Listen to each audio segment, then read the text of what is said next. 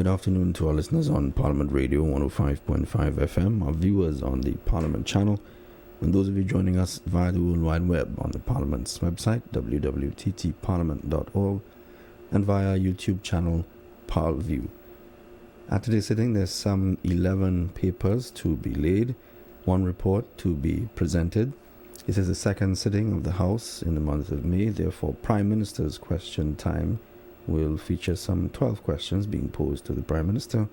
There are also some 6 urgent questions to be posed. The finance variation of appropriation financial year 2017 bill 2017 will be introduced by the Minister of Finance, and debate is expected on a motion to adopt the second report of the Standing Finance Committee. Of course, the deliberations of Standing Finance Committee took place last Friday. So now we just await the arrival of the presiding officer to start the day's proceedings.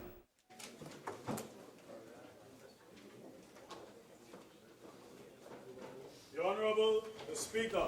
We welcome you to the 32nd sitting of the House in the second session of the 11th Parliament that takes place on Wednesday, May 10th, 2017. Almighty God, we give thanks to you, the Creator of the universe, and humbly beseech you to direct and prosper the deliberations of the members of this House here assembled for the advancement of your glory and the trust and welfare of the people of Trinidad and Tobago. Grant that peace and happiness, truth and justice may be established among us for all generations. Amen. Amen. Namaste.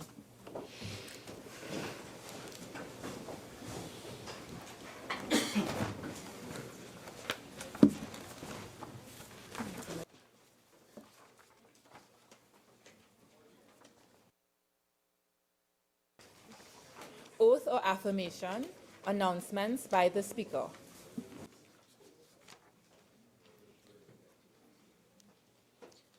Honourable members, Mr. Russian Pari, MP, member for Miaru, and Mr. Fazal Karem, MP, member for Shogunas East, have asked to be excused from today's sitting.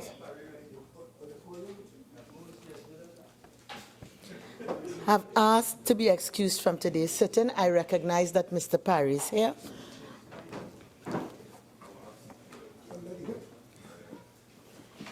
Dear Honourable members, I now will read correspondence received from the President of the Senate dated May 10th, 2017.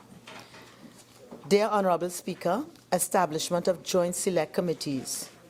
Your letter dated May 5th, 2017 on the subject at caption refers. I wish to advise that at a sitting held on Tuesday, May 9th, 2017, the Senate concurred with the House in the establishment of the following: a Joint Select Committee to consider and report on the Cybercrime Bill 2017, and the following 6 members were appointed to serve on the committee: Mr. Clarence Rambarat, Mr. Dennis Moses, Mr. W. Michael Coppin, Mr. Wade Mark, Ms. Melissa Ramkisoon, and Mr. Paul Richards. Accordingly, I respectfully request that the House of Representatives be informed of this decision at the earliest convenience, please. Respectfully, Christine Kangaloo, President of the Senate. Bills brought from the Senate, petitions, papers. Minister of Finance.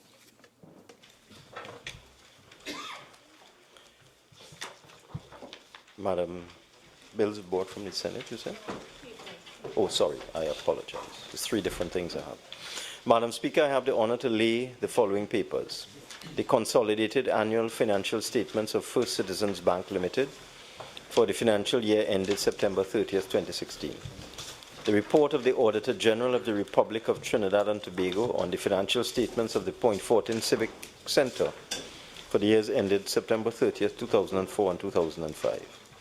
The report of the Auditor General of the Republic of Trinidad and Tobago on the financial statements of the Tobago House of Assembly for the year ended September 30th, 2015. The report of the Auditor General of the Republic of Trinidad and Tobago on the financial statements of the Penal de Bay Regional Corporation for the years ended September 30th, 2012 and 2013. The report of the Auditor General of the Republic of Trinidad and Tobago on the financial statements of the Southwest Regional Health Authority for the years ended September 30th, 2006 and 2007. The second report of the Auditor General of the Republic of Trinidad and Tobago on the financial statements of the Sangre Grande Regional Corporation for the year ended September 30th, 2008.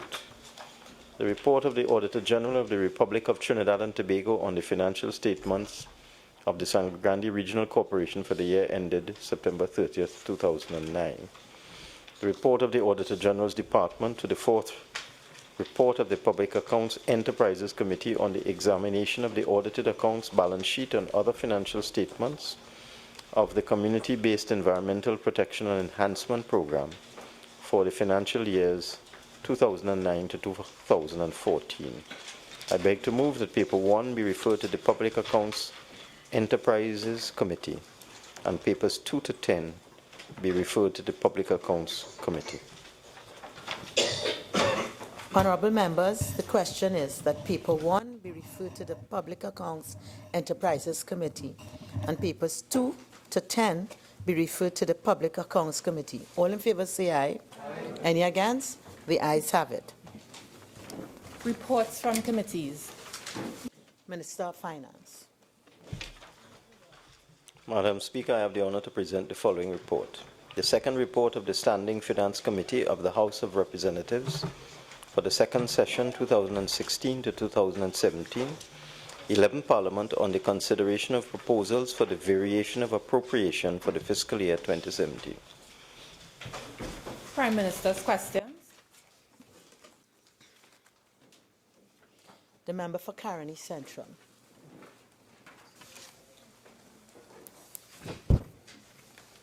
Thank you very much, Madam Speaker. Question to the Prime Minister. Could the Prime Minister please identify those state enterprises, companies, or agencies that are currently without boards?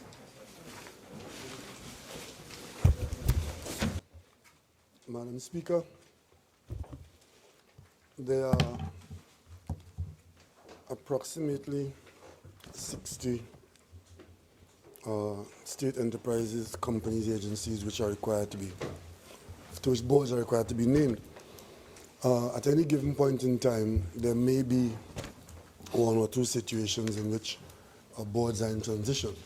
At this point in time, to the best of my knowledge, these boards are in place, and except the board of the Children's Authority, which is not in place, the matter is before the Cabinet and will be finalized tomorrow. So I'm not aware of any insignificant absence of board members, of boards being in place.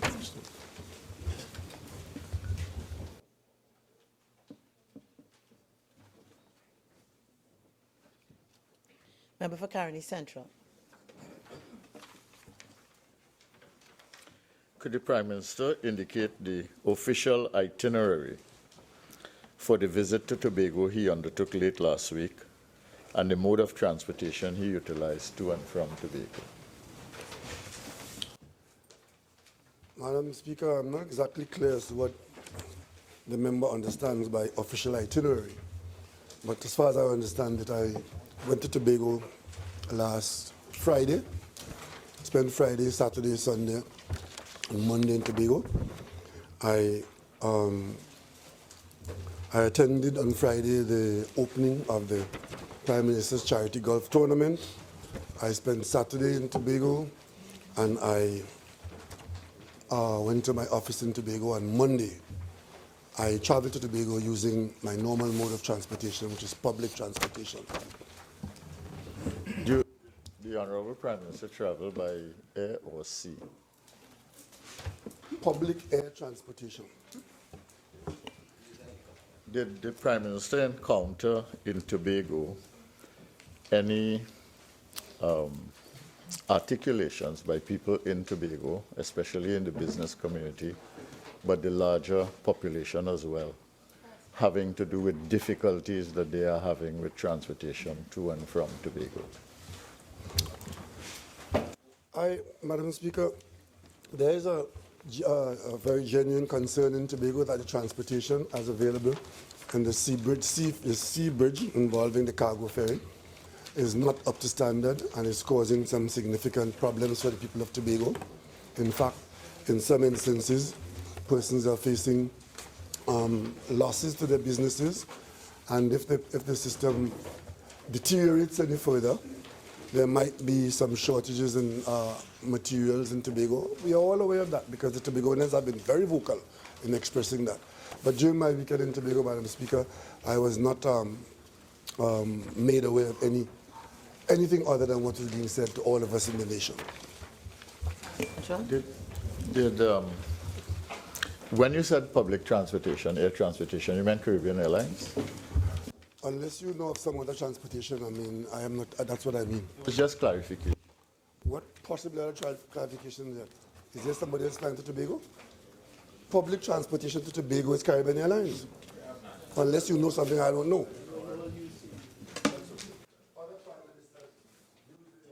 National security helicopters, public transportation, I don't. Member for Naparimo. Thank you, Madam Speaker. Would the Prime Minister give consideration to the establishment of an independent body like the Congressional Budget Office in the United States, which provides value for money analyses of cost items in budgets, mid-year reviews, and on policy decisions of the executive? Madam Speaker, the answer to that in giving consideration is yes, because on coming into office, we committed ourselves to somewhere along the way to establish an agency which can be so described as the member from Naparimo described. But we spoke about it in the context of a general accounting office to do just these things. However, being taken up with the more urgent matters, as you are well aware, coming in with the difficulties we are facing, we have not yet got around to doing that. But this is something that we would want to do somewhere along the way. Member for Caroni Central. Thank you very much, Madam Speaker.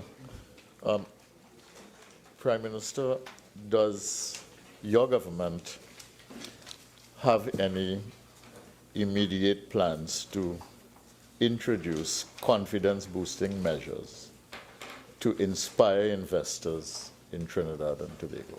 Prime Minister. Yes, we have a lot of measures, not the least of which is to maintain political and social stability in the country, good economic management of our affairs, eliminate corruption from our business, maintain satisfactory levels of public security and safety, and to ensure that there are materials and infrastructure which would be useful to investors who want to invest their resources within our borders. These are the conditions under which we work, and we strive to maintain that those conditions, try to have those conditions maintained or established where they are not maintained. Is the Prime Minister aware that there are a significant number of complaints, most of it having to do with a sense of unease and lack of confidence in the economy, and therefore many local companies at least are making a decision, a calculated decision, not to invest in the economy at this time? I'm not aware of that, Madam Speaker. On the contrary, I do know that there are a lot of local companies and, in fact, international companies who see Trinidad and Tobago as a place to invest. If there are local companies who are troubled by our condition, I'm sure that those local companies would have had sufficient information and will continue to provide more information as to what is happening. And today, in particular, the Minister of Finance will outline how well we are doing in a very difficult circumstance. But for there to be any local company that is prepared to have one foot here and one foot outside because of our difficulty, then of course we'll be disappointed to know that when things are good, you have both feet in the country, and the minute we face any difficulty, you have one outside. That is not our understanding of our local investors. Central. Thank you very much, Madam Speaker.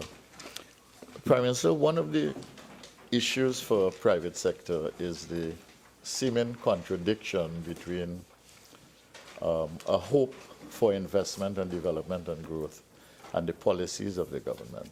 So, for instance, when you tax industrial equipment, which reflects a need of the private sector if they are to grow, the private sector is very hesitant to expand a plant in order to attract more tax. To disturb you, but there's 15 seconds to ask the question, please. Mr. Prime Minister, aware that the in tax on plant and equipment is affecting private sector decision and therefore is a disincentive to invest. Prime Minister. No, I'm not aware of that because you see, at the end of the day, one determines the overall climate in which one invests and whether there are returns to be had. And if there's an investment that will not be made because of a requirement to pay a reasonable tax, then obviously you were not entirely convinced in the beginning. There might be other reasons, and those taxes are deductible from your profits. And your profits are determined by other aspects of taxation. And of course, the places where you may choose to go, if you can direct me, where there's a pull factor somewhere, where our investors are pulled to that location, where there's no tax, then I'll be happy to know that. Member for Chaguanas West. Thank you, Madam Speaker. Given the current controversy in the justice system, is the government considering the appointment of a commission of inquiry into the judicial system? Prime Minister. No, the government is not considering any commission of inquiry into the judicial system at this time. Member for Chaguanas West. Thank you, Madam Speaker. Is the government considering measures by which the over 50 part-heard matters before the former chief magistrate will be dealt with? Madam Speaker, I want to make it abundantly clear that the specific matters to which the member referred is a matter which resides entirely within the borders of the judiciary. And this government maintains the Great Wall of China between the executive and the judiciary. Thank you, Madam Speaker. The Great Wall of China might be amorphous, having regard to the malaise plaguing the justice system right now. Is the Prime Minister turning a blind eye to the current controversy in the justice system? Prime Minister. Madam Speaker, the member for Chaguanas West has no idea where the Prime Minister is looking. I give him the assurance that the government is concerned about all aspects of national life in Trinidad and Tobago. Member for Chaguanas West. Thank you, Madam Speaker. Could the Prime Minister state whether a due diligence was done on Massey Technologies prior to its acquisition by TSTT? Prime Minister. Yes, Madam Speaker. A thorough due diligence was done by independent consultants. Financial due diligence and legal due diligence were performed. There has been no acquisition as yet. TSTT and Massey Communications signed a share purchase agreement that is subject to the necessary legal regulatory approach. Thank you, Madam Speaker. Could the Prime Minister indicate who were the consultants, advisors, evaluators engaged by TSTT for this purpose of due diligence? And that being a matter inside the company, I don't have that information at this time. Member for Chaguanas West. Could the Prime Minister provide an update on the public-private partnership project on housing at Mount Hope entered into in September 2016? Prime Minister. Madam Speaker, the latest update that I have on that project is that the project is underway. Initial earthworks are underway and preparations, and that the project is scheduled to be completed sometime in late 2019. Member for Chaguanas West. Thank you, Madam Speaker. Could the Prime Minister indicate whether government has guaranteed or any state institution has guaranteed the financing of this project? Madam Speaker, I'm not aware that any government or state guarantee has been given, and that is not the basis on which the public-private partnership is entered into. Member for Naparima. Thank you, Madam Speaker. Is the Prime Minister aware of an 81-page tourism and heritage plan for Moruga and St. Madeleine, costing less than $70,000, done in 2015 by the world-renowned tourism experts for the Princestown Regional Corporation? And could the Prime Minister then justify the expenditure of an additional $250,000 to complete a feasibility study for the St. Madeleine project? It's actually St. Madeleine Staff Club and Golf Course Development. Prime Minister. Madam Speaker, as you know, the government of Trinidad and Tobago engages in a number of reports of all kinds. I'm not aware of any report as described, and I'm also not aware of any feasibility as costed, but in the event that there was one done under this government, I'm confident there would have been justification for it. Member for Naparimo. If, Prime Minister, if and when that feasibility a study is made available to you and it has merit in it, would you then not consider spending $250,000 of taxpayers' money to repeat the same kind of analyses? Prime Minister. I have no idea what the member is talking about, but what I do know is that there's a Minister of Tourism that will ensure that any money spent, because government money is spent, always taxpayers' money, and the Minister will ensure that monies are spent in such a way that there's value for that money. Member for Naparimo. Would the Prime Minister then tell us whether in identifying cost items that due diligence is done to see whether the information already resides in the government's domain? I have every confidence that the Minister of Government in Trinidad and Tobago with the portfolio for tourism will take care that that matter is properly looked after. Member for Naparimo. Is the Prime Minister aware? Well, I think you answered this already, so can I?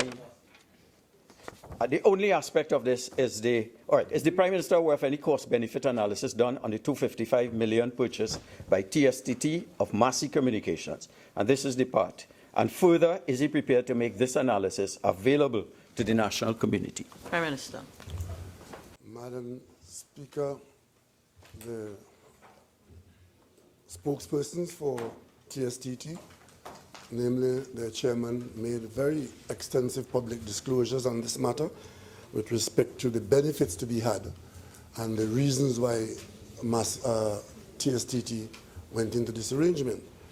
And those benefits remain the same this week as they were last week, mainly acquisition of established plant and equipment, customer base, and other arrangements that are positive to TSTT. And with respect to making it available at the appropriate time, I'm sure the company that is committed to transparency would allow members of this House to have access to what they have done. Member for Caroni Central. Madam Prime Minister, could you please share with this Honourable House the result of the recently extended share offering for First Citizens Bank?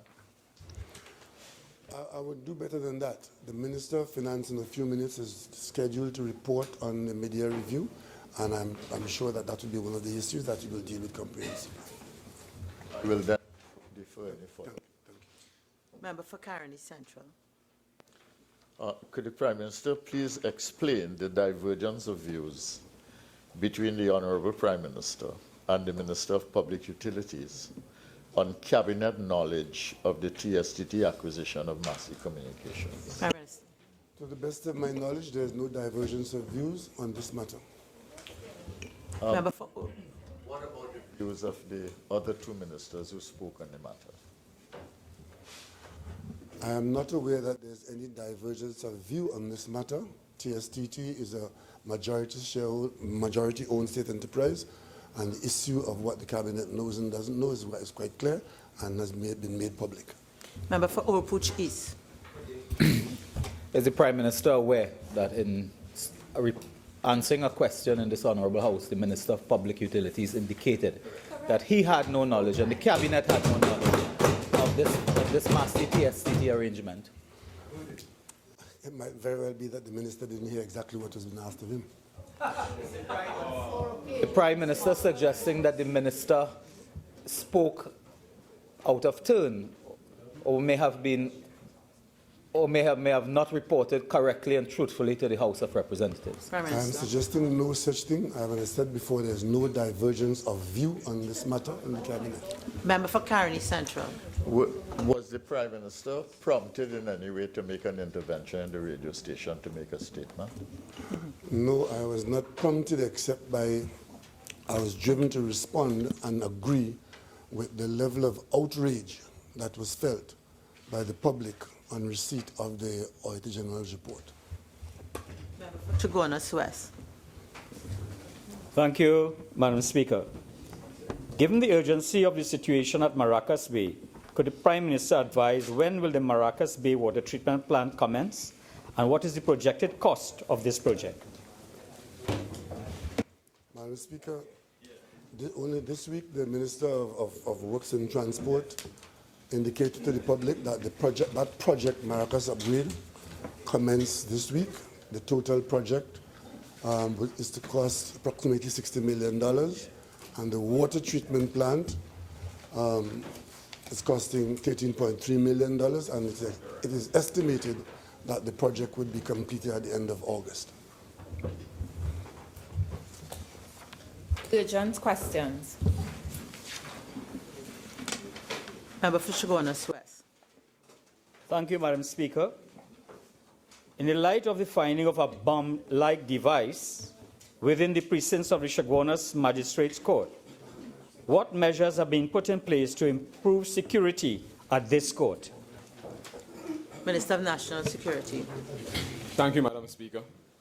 Madam Speaker, in light of the discovery of the bomb-like device, the Trinidad and Tobago Police Service, inclusive of the Chaguanas Police, have revisited measures in place and are currently implementing enhanced proactive security measures at the court to ensure adequate protection and safeguards are adopted to preserve the operations of the magistracy and the safety of all within its hallowed corridors. In addition, the judiciary, which is responsible for security of the daily court activities, has already taken proactive measures internally to buttress internal security and complement the police measures. Thus, there will be a combined presence with the judiciary, security, and the Trinidad and Tobago Police Service to deter, to detect, and foil any attempts directed at proceedings of the magistrate. Madam Speaker. Member for Tabapi. Honourable Minister, through you, Madam Speaker, given the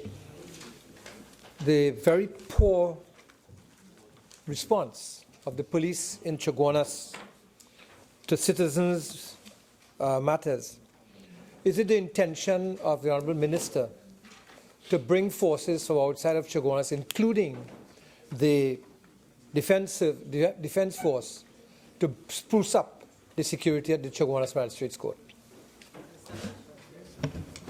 Madam Speaker, we already have a presence in the Chaguanas area, members of the Defence Force who are there actively supporting the members of Trinidad and Tobago Police Service. Member for Chaguanas West. Honourable Speaker, thank you. Could the Honourable Member indicate whether through investigation they have established the motive for this bomb-like device being placed at the court? Minister of National Security. Madam Speaker, the matter is still under investigation by the Trinidad and Tobago Police Service. Member for Naparima. Thank you, Madam Chairman. Madam Speaker. To the Minister of Works and Transport, could the Minister indicate the specific time frame when nationals in Tobago can expect relief from the failure of this government to adequately deal with the inter-island transport arrangements? Minister of Works and Transport. Thank you, Madam Speaker. Madam Speaker, the people of Trinidad and Tobago have been placed in a situation where the cargo vessel at Superfast Galicia has been withdrawn from service at short notice. This has attracted the attention of the attorneys representing the Port Authority and the Ministry of Works as a breach of its contractual agreement. The board of the Port Authority has indicated a short-term, medium-term, and long-term plan to bring relief to the people of Tobago. In the short-term plan, a 1 to 3 month solution to bring a suitable vessel and to fulfill the requirements of Tobago. The board is quite confident that this requirement will be fulfilled within the specified time, and the government of Trinidad and Tobago will fix this problem, especially for the people of Tobago, once and for all. Thank you. Thank you very much. Could the Minister indicate whether the payments being made now to the transporter and provider, those vessels, are these payments being made in U.S. currency?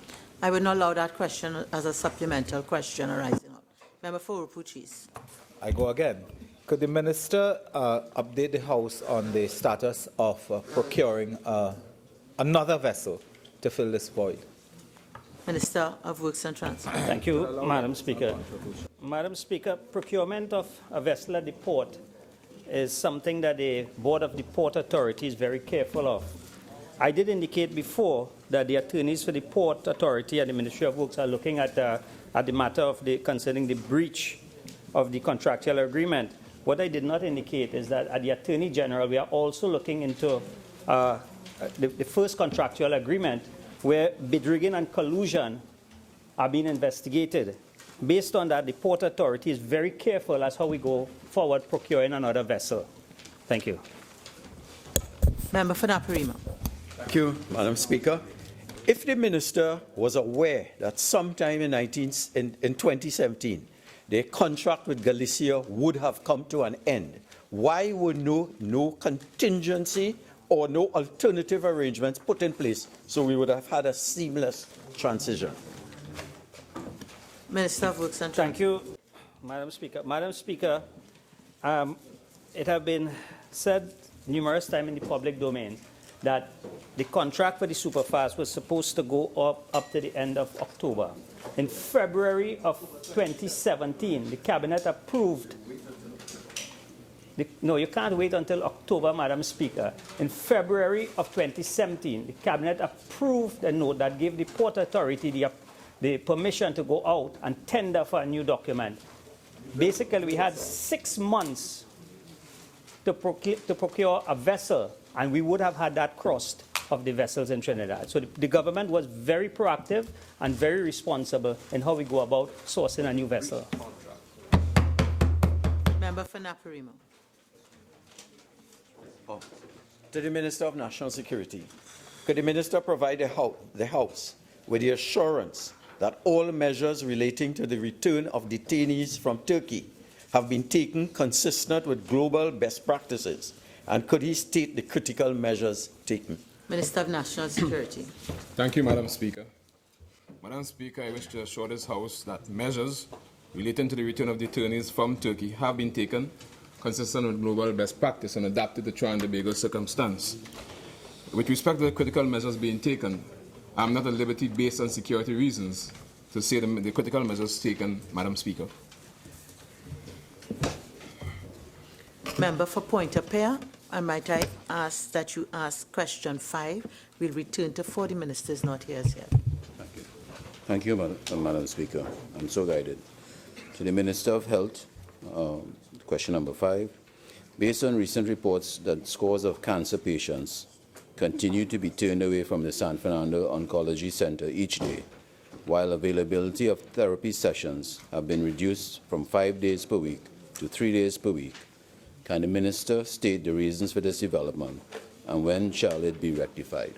Minister of Health. Thank you, Madam Speaker. Madam Speaker, first of all, I do apologize to those patients who were not able to access chemotherapy in the usual manner. Having said that, this is something that occurred in 2013 and 2014 and has its genesis in the then Interministerial Committee on HR, where it did not seek to look kindly on the payment of an allowance to pharmacists to mix chemotherapy.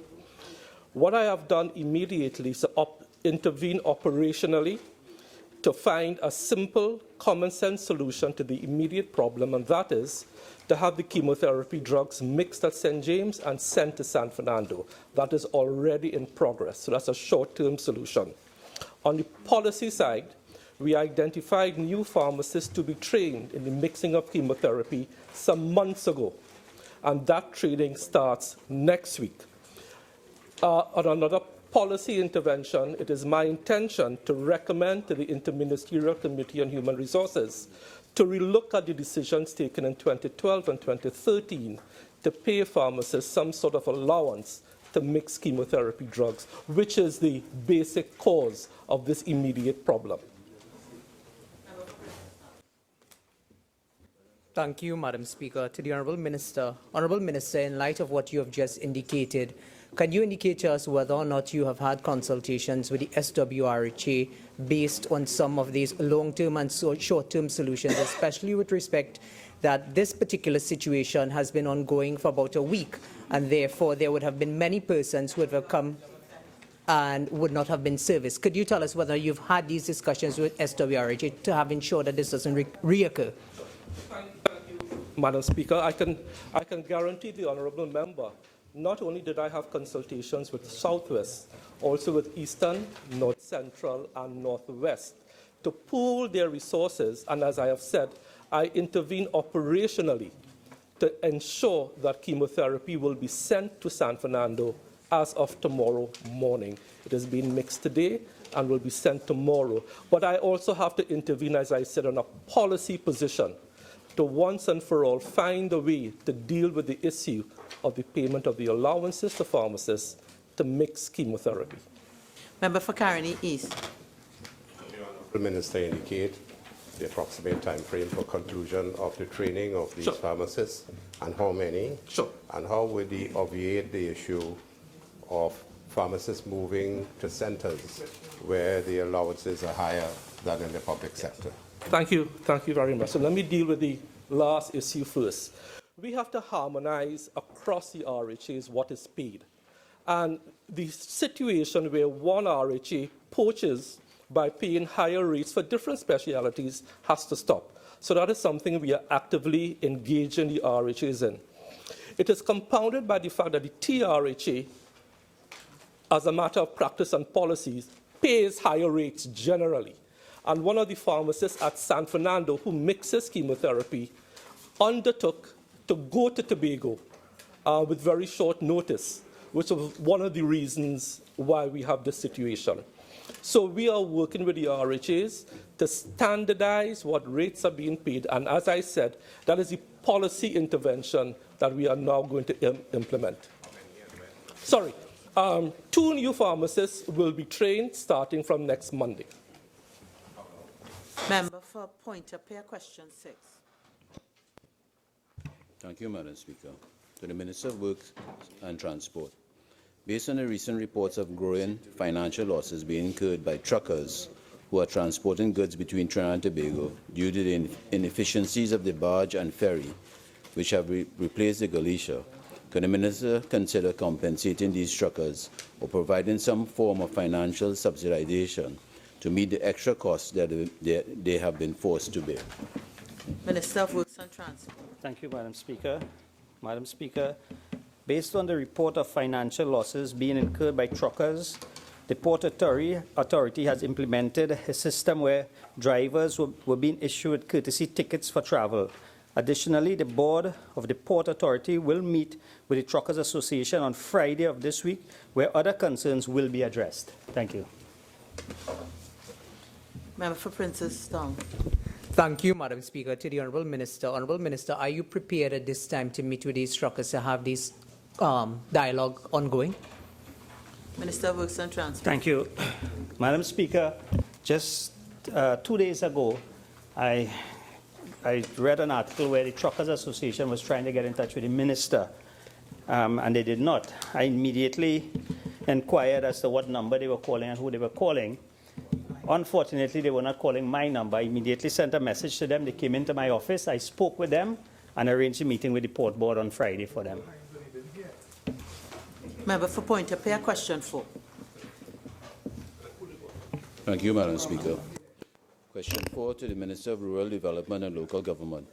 Based on recent media reports that some market vendors at the Central Market Port of Spain will be displaced due to the construction work of the Sea Lots walkover, can the Minister state what alternative accommodations or arrangements, if any, will be made to allow these vendors to continue their trade in safe and comfortable manner? The House. Thank you very much, Madam Speaker. Madam Speaker, in the absence of the Minister of Rural Development, I would like to answer the question. Madam Speaker, we are happy to be able to bring some additional safety to the residents, travelers, and users of the market, including vendors with the construction of the Sea Lords Walkover. In respect of the reports of the displacement of some of the vendors at the Central Market, Port of Spain, due to the construction of the long-awaited walkover, the Port of Spain City Corporation has assured that there is sufficient space within the market to accommodate all vendors. As such, some of the wholesale vendors will be relocated to the northern side of the market, parallel to where they are currently located. The engineering and building departments of the corporation are currently working with the market administrator on reconfiguring the market to ensure that any displaced vendors are satisfactorily relocated, and additional lighting will be installed and security put in place to ensure both comfort and safety for all vendors and patrons of the market. Thank you. Member for Princestown. Thank you, Madam Speaker. To the Honourable Minister. Honourable Minister, are you in a position to share with us whether or not a contract has been awarded for this particular project, the cost and who has been awarded to, or whether or not local content in terms of the particular area has been considered with the contractor?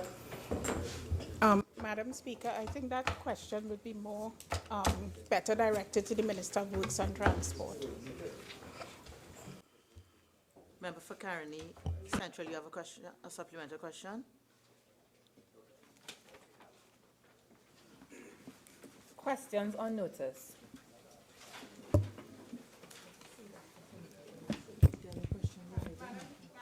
Speaker, may I indicate that question number 84 has been circulated. We said that it was ready since last week, but it has been circulated since. Thank you very kindly. And there are no questions. Requests for leave to move the adjournment of the House on definite matters of urgent public importance, statements by ministers, personal explanations, introduction of bills, the finance variation of appropriation, financial year 2017 bill 2017 in the name of the Minister of Finance. Minister of Finance.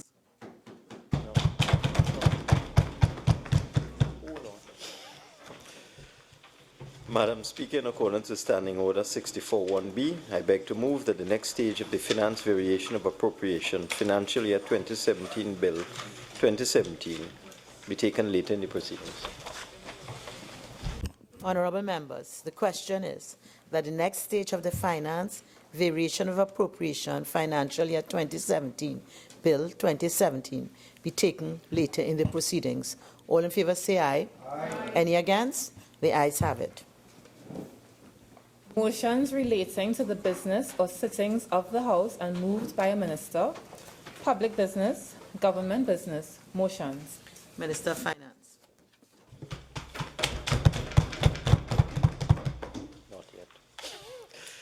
Madam Speaker, in accordance with Standing Order 51, I seek leave to debate together with this motion and the motion for the second reading of the finance variation of appropriation financial year 2017 bill 2017, which are interrelated.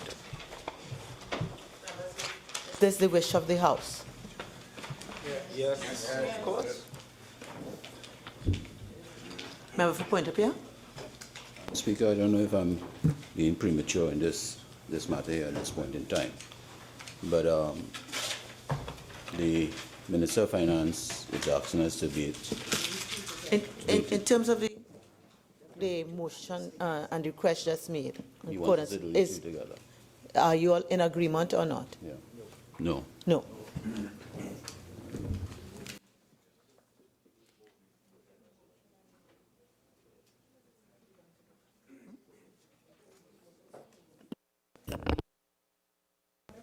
The result is that it won't be done together. It has to be the leave of the House.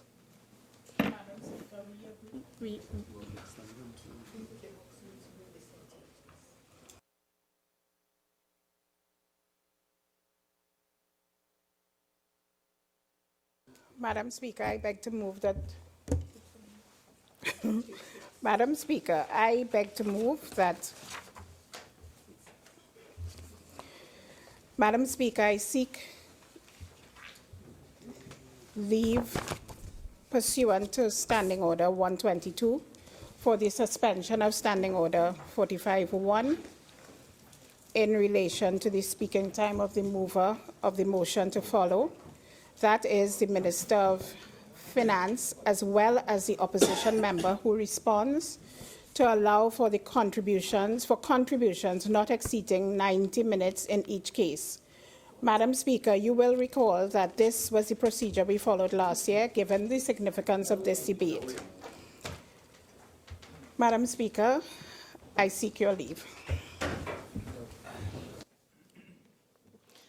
I'm prepared to grant leave since the motion relates to equality of time on both sides. And then I have to put the question. Having granted leave, I now say, honourable members, the question is that Standing Order 45-1 be suspended in relation to the speaking time of the mover of the motion for the adoption of the report of the Standing Finance Committee, that is the Minister of Finance, as well as the opposition member who responds, to allow for contributions not exceeding 90 minutes in each case. All in favour say aye. Aye. Any against? No. Somebody's going to call for division? Mrs. Robinson-Regis. Aye. Dr. Rowley. Yes. Mr. Al-Rawi. Aye. Mr. Imbert. Yes. Mr. Young. Yes. Mr. Dial Singh. Yes. Mr. Hines. Yes. Mr. Mitchell. Yes. Ms. Cujo. Yes. Mr. Garcia. Yes. Mrs. Critchlow-Coburn. Yes. Mr. Ford. Yes. Mr. Dillon. Aye. Mrs. Webster Roy. Aye.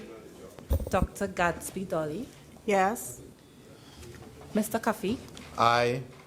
Mr. Smith. Yes.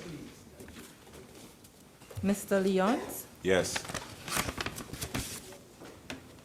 Mr. Antwine. Yes. Miss Oliver. Yes. Miss McDonald. Yes. Mr. Lee. No. Mrs. Persad-Bissessar. No. Mr. Charles. Absolutely no. Dr. Rambachan. No. Dr. Tiwari. No, ma'am. Dr. Munilal. No. Mrs. Niwalo Hussain. No. Dr. Gopi Singh. No. Mrs. Gayadeen Gopi Singh. No. Mr. Indar Singh. No. Mr. Ramadar. No. Dr. Khan. No. Mr. Singh. No. Mr. Padara. No. Dr. Bodo. No. Mr. Pari. No. Ms. Ramdial.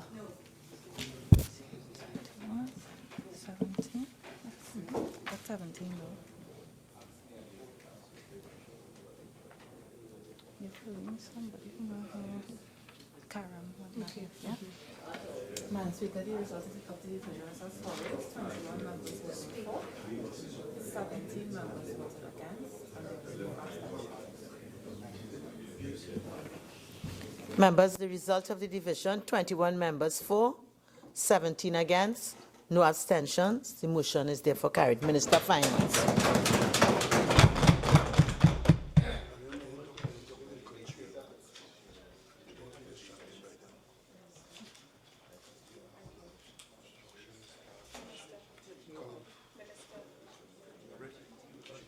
Oh, she called me? Okay, thank you.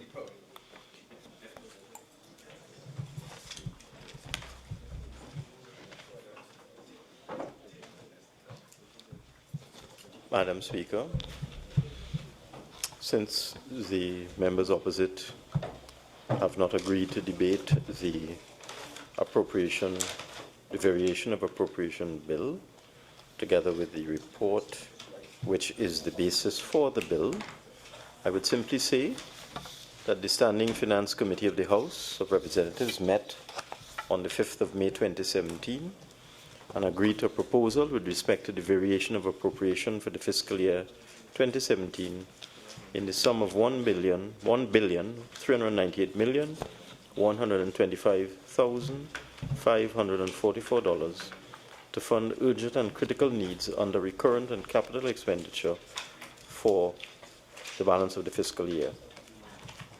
The details of the proposed changes were circulated to all members of the Standing Finance Committee, and a discussion ensued. When we come to do the bill, I will deal with this matter in more detail, since we are not permitted to do both of them together. In the context of the proposed variation of appropriations for fiscal 2017, I rise in this Honourable House to present the budgetary framework for these measures by way of the usual mid-year review of Budget 2017. In this presentation, I will give an update on the fiscal outturn for the first half of 2017 and an update on the status and performance of a number of important financial initiatives. Madam Speaker, you will recall that the 2017 budget was introduced against the background of an uncertain global economic environment, with Brexit casting a damper on economic activity in the Eurozone and depressed oil and commodity prices impacting Latin America and other developing and emerging market economies. Based primarily on supply considerations, oil prices have fluctuated significantly since October 2016, trading in a $10 band between $45 and $55 per barrel. The oil price today is just over $47, around $47.50 for WTI, which closely approximates the average price of the basket of crudes in Trinidad and Tobago.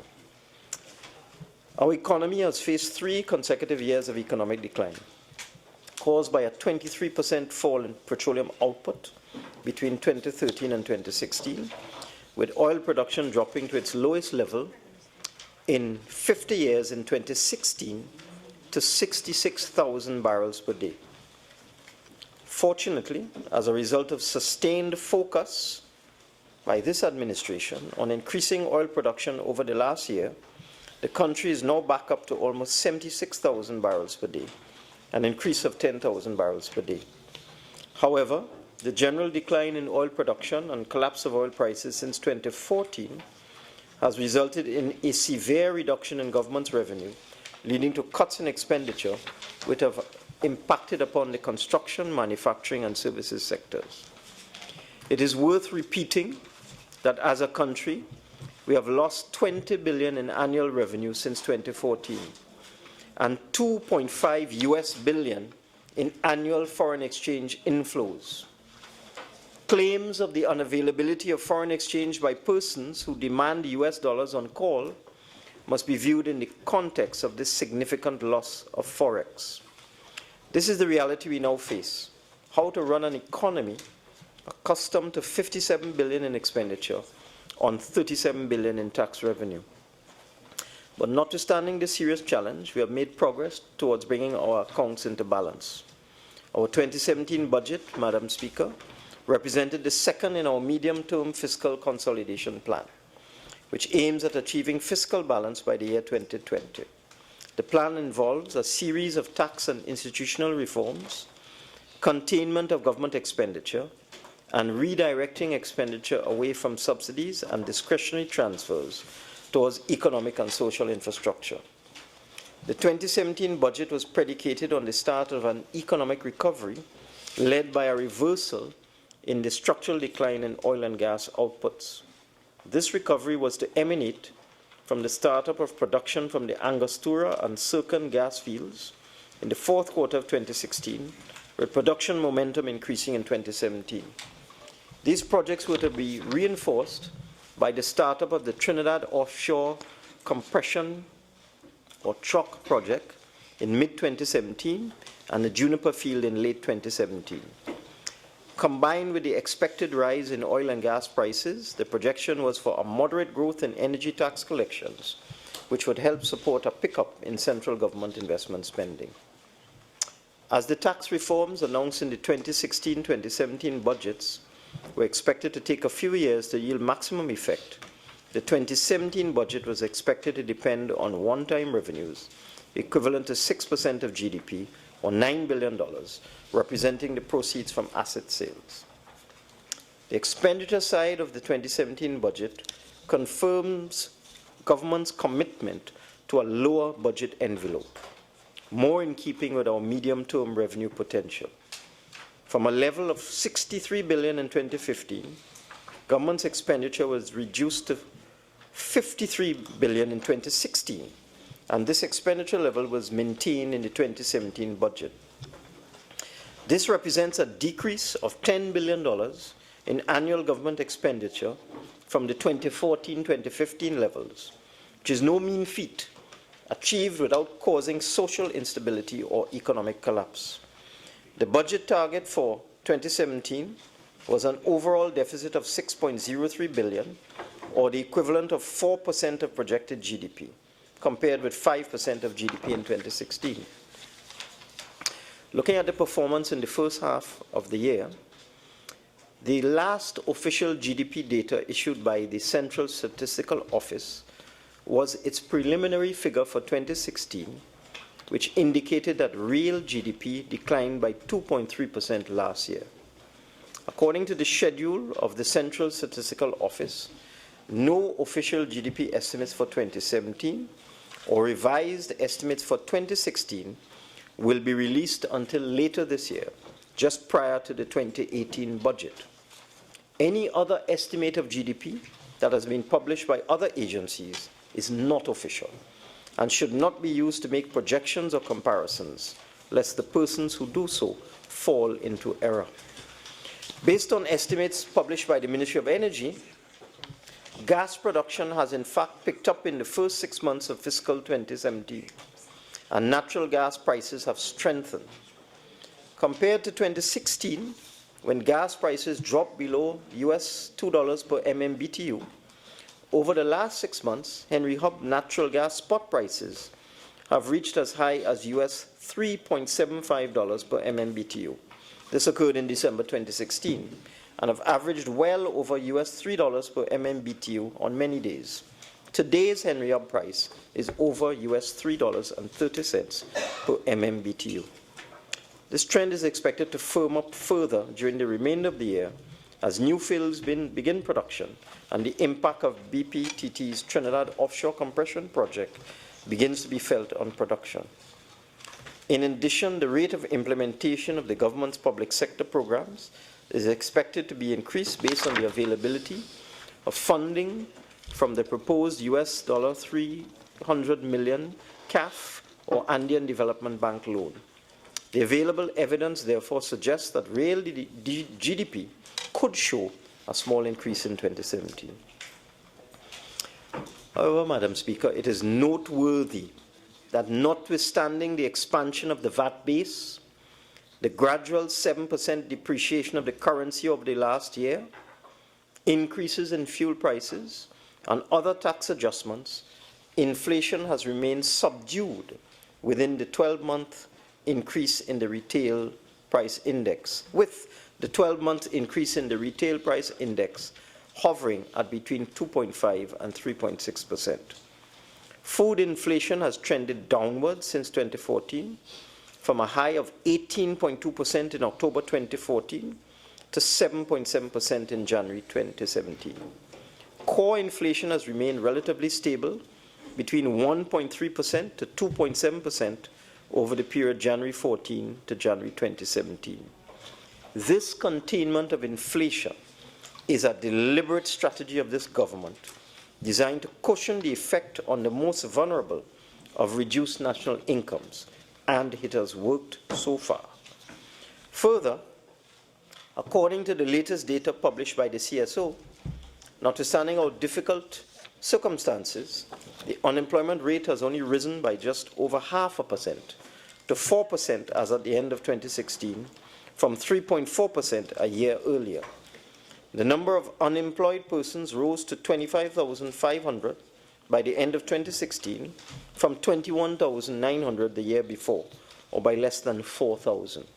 This is a far cry from the wild figure of 25,000 job losses being bandied about by members opposite.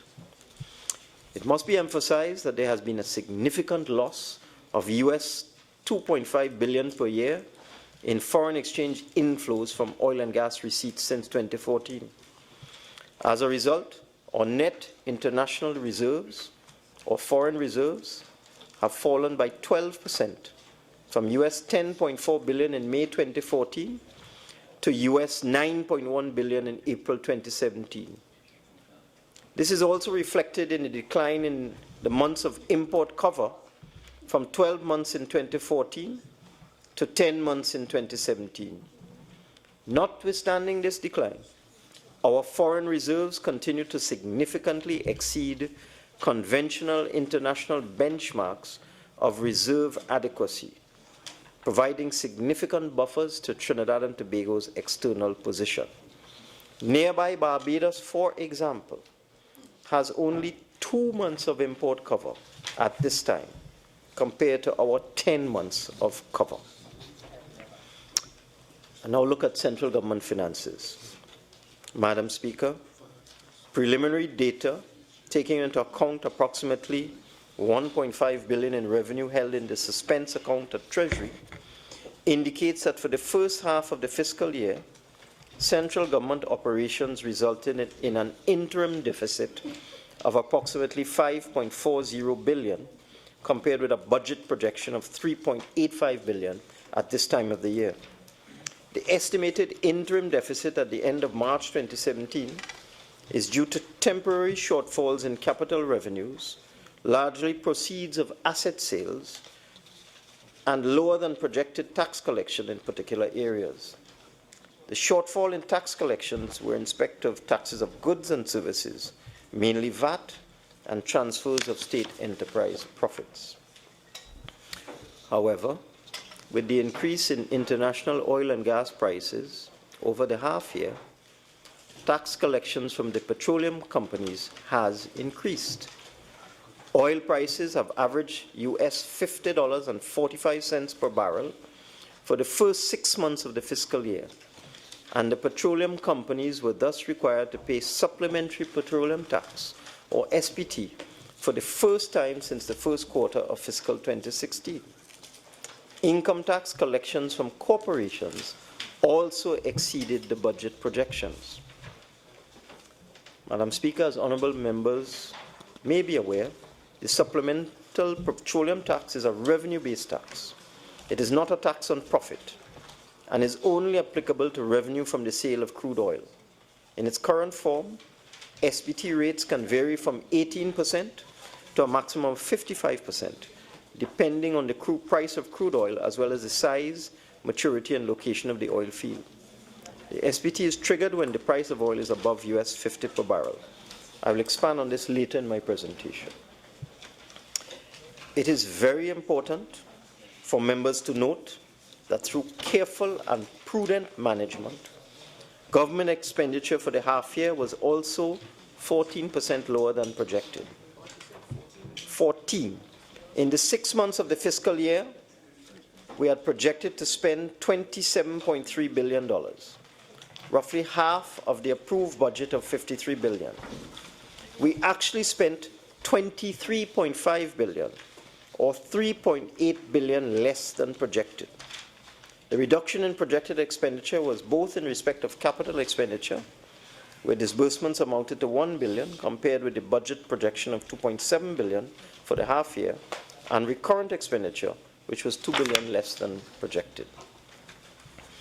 Allow me now to look at the reasons for the variations in the main budget aggregates. On the revenue side, we expected to collect $6.3 billion in capital revenues in the first half of the year. These funds were earmarked to come, among other things, from proceeds from the sale of CLECO's shareholdings in Methanol Holdings International Limited, MHIL, of approximately $2.3 billion, as well as from the sale of other CLECO assets expected to yield a further $3.4 billion. These transactions have been delayed because complex legal, regulatory, corporate, and administrative roadblocks, which we are in the process of unraveling once and for all. There was also a shortfall on projected VAT collections in the first half of the year, amounting to some $669 million. While some of this could be explained by the reduced spending by the oil and gas companies, given the depressed oil and gas prices environment and a decline in discretionary spending by individuals, there are indications that the major problem continues to be the long-standing weakness in our tax administration in both the Customs and Excise Division and the Board of Inland Revenue. This weakness has continued for years, in part because of weak management and the tendency for both institutions to work in silos rather than in a collaborative manner. Previously, buoyant energy revenues had masked the revenue losses arising from tax non-compliance. With the fall in energy revenues, we are now confronted with the full impact of poor revenue administration. In this context, the government plans to bring legislation to the Parliament before the end of this fiscal year for the establishment of an integrated revenue authority. I will give an update on this matter later. Additionally, in the same way that we have addressed the recruitment of personnel to assist with the collection of property tax, we also intend to engage in a major employment program of young and not so young professionals and graduates in the second half of 2017 to assist us with VAT and other tax collections. Space is available to accommodate this proposed new staff in the recently opened Government Plaza. In fact, we have the capacity to accommodate up to 400 additional members of staff in the new Inland Revenue building alone. Madam Speaker, despite the shortfall in VAT collections, on the flip side, income tax collections were 743 million, or 11% higher than projected because of the collection of SPT that I mentioned earlier, as well as the application of the new 30% tax bracket on corporations and individuals with taxable incomes in excess of $1 million. On the expenditure side, I'm happy to confirm, as had been promised in the 2017 budget statement, the bulk of the additional outstanding wage arrears to public officers for this year 2017, and not counting last year, amounting to 1.8 billion, has now been paid. This back pay liability, gifted to us by the outgoing regime, has had a severe adverse effect on our cash flow, but is now largely satisfied. The 1.8 billion in payments of arrears of salary made in the first half of 2017 make a total of almost $5 billion in back pay paid out by this government since we assumed office in September 2015. It has not been easy, and we have struggled to make these back pay payments, but thankfully, that particular financial challenge is now behind us. The government has also reduced the outstanding arrears to contractors as we continue to verify claims. This process of verification and payment will continue in the second half of the fiscal year. A small shortfall in projected wage and salary payments has been largely due to administrative delays in the start of payments of new salaries. The shortfall in capital expenditure that I mentioned earlier has been largely due to delays in finalizing contracts and the time needed to verify outstanding bills and invoices to make sure that they are honest and genuine. Now, financing the deficit in the first half of fiscal 2017. The budget deficit of 5.4 billion, the interim deficit for the half year, estimated for the first 6 months, was financed from two main sources. Firstly, a drawdown from the Heritage and Stabilization Fund of US 251 million, or TT 1.7 billion, made on March 16, 2017, and secondly, borrowing by the central government. It is worth noting that this was the second drawdown from the Heritage and Stabilization Fund since it was legally established in March 2007. The first drawdown of US 375 million took place on May 13, 2016, which left the amount in the fund at US 5.4 $1.2 billion at that time. Since then, the fund has been able to recover through good management and good returns on investment. In fact, the balance on the HSF increased from US $5.42 billion in May 2016 to US $5.695 billion in March 2017.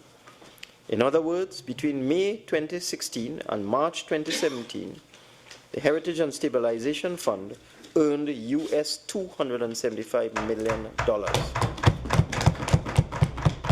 Accordingly, after the second drawdown in March of this year, the balance in the fund was US $5.44 billion, which is the same level as it was after the first drawdown.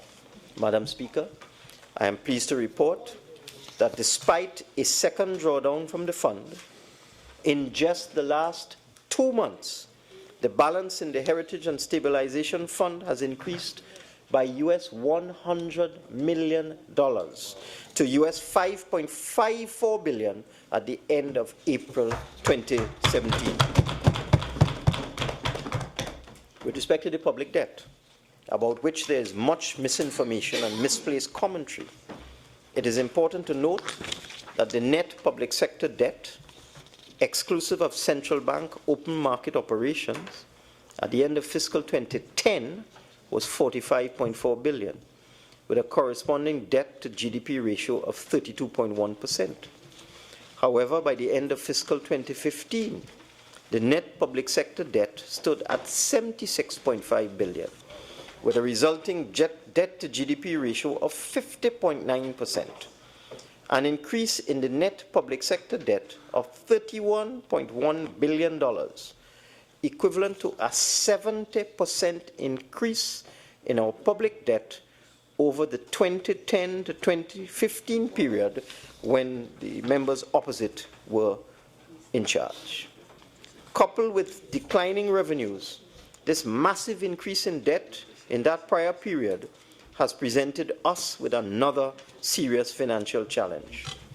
It should be noted that at the end of fiscal 2016, net public sector debt was $87.6 billion, largely as a result of the US $1 billion international bond issue raised in July-August 2016, which equated to a debt to GDP ratio of 60.1%.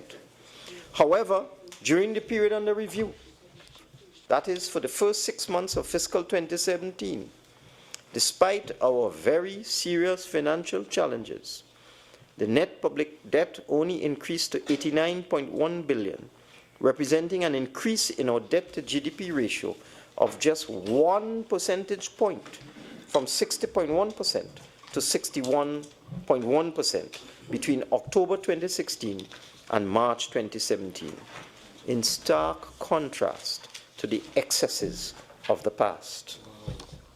I wish to report that during the first 6 months of the fiscal year, the central government contracted 3 new loans: a $1 billion 5-year, 3.8% fixed-rate bond issued on December 15, 2016. Secondly, a $1 billion 8-year, 4.1% fixed-rate bond issued on February 14, 2017. And thirdly, a $1.5 billion short-term 6-month, 1.7% fixed-rate bond issued on March 16, 2017, to be repaid later in the year. Proceeds of these issuances were utilized for budgetary support. In addition, there was 1 new government-guaranteed loan in the amount of $90 million contracted by UDICOT for completion of works on the Brian Lara Cricket Stadium, which will be formally opened on Friday. I believe that this is the first time in a long time that government borrowing is being reported to the Parliament in this transparent manner. Looking forward now, Madam Speaker, there are 2 main revisions to be made to the fiscal projection for the year as a whole. These cover expected energy tax collections and capital revenues in the form of estimated receipts from asset sales. Over the last 18 months, the new government has made several adjustments to our tax regime and introduced some new taxes, such as the millionaire tax. I have noted wild speculation by the usual suspects regarding our plans for taxation and fiscal consolidation at the time of this mid-year review. From rumors about a huge increase in fuel prices to a massive devaluation of the currency and the introduction of punitive new taxes. Over the past week in particular, I've been bombarded by journalists and others seeking to determine our strategy with respect to these matters. Let me put all of that to rest right now. With respect to fuel prices, we made it clear that in like manner to our Caribbean neighbors, we intend over a 3-year period between 2015 and 2018 to remove the subsidy on gasoline and diesel, so that the price of fuel will rise and fall in accordance with changes in world oil prices and the ex-refinery price of petroleum products. This requires the proper design and application of an appropriate pricing formula, which is being worked on at this time. There will thus be no increases in fuel prices in this mid-year review.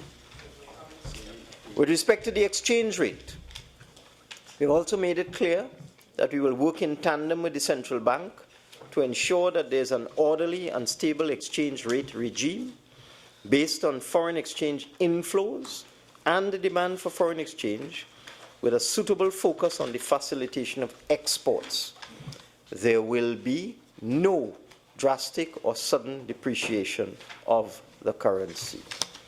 In this respect, I wish to confirm that, consistent with our drive to encourage local companies to become net earners of foreign exchange and or to reduce our import bill, we have requested the central bank to give priority to manufacturing and trade whenever it intervenes in the disbursement of foreign exchange to the commercial banks. This measure took effect just 1 week ago. Having laid the base for fiscal consolidation, our focus will now be on revenue collection.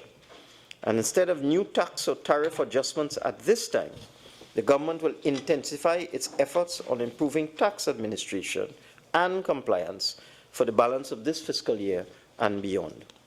We need to see a quantum leap in the performance of our revenue collection agencies as soon as possible, since there is no doubt that tax leakage and tax avoidance is widespread in Trinidad and Tobago, resulting in a loss of revenue to the Treasury in the billions of dollars.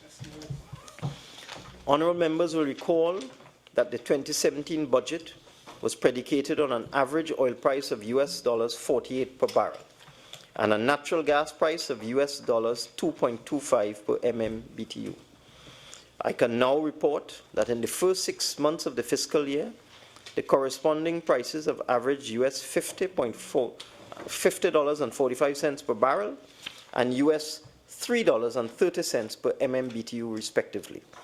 We have therefore increased the expected tax collections from the energy sector for 2017 to $3.6 billion, compared with the original budget projection of $2.6 billion, an increase of $1 billion. The expected receipts from asset sales, although registering a shortfall in the first half of the year, have been revised for the year as a whole to reflect government decisions to include a different mix of assets consistent with government's policy of redefining the scope of the public sector.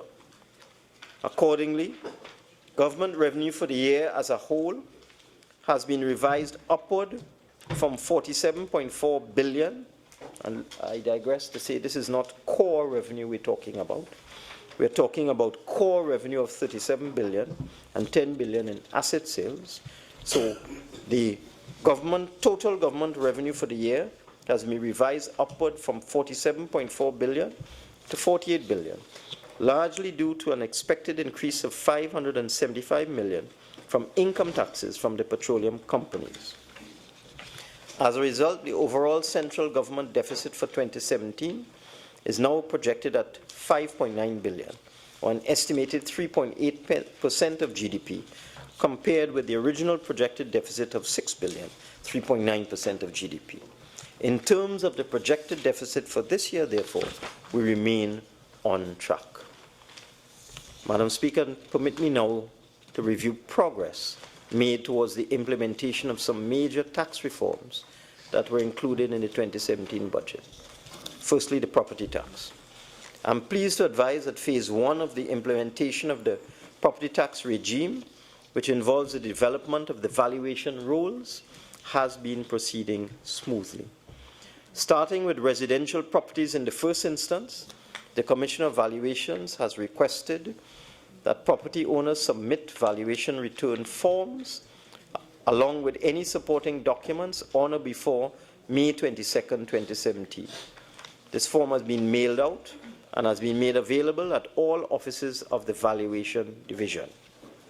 Madam Speaker, we do not intend to extend this deadline since it is necessary to get on with the job of assessing the rental values and determining the applicable property taxes so that tax collection can commence.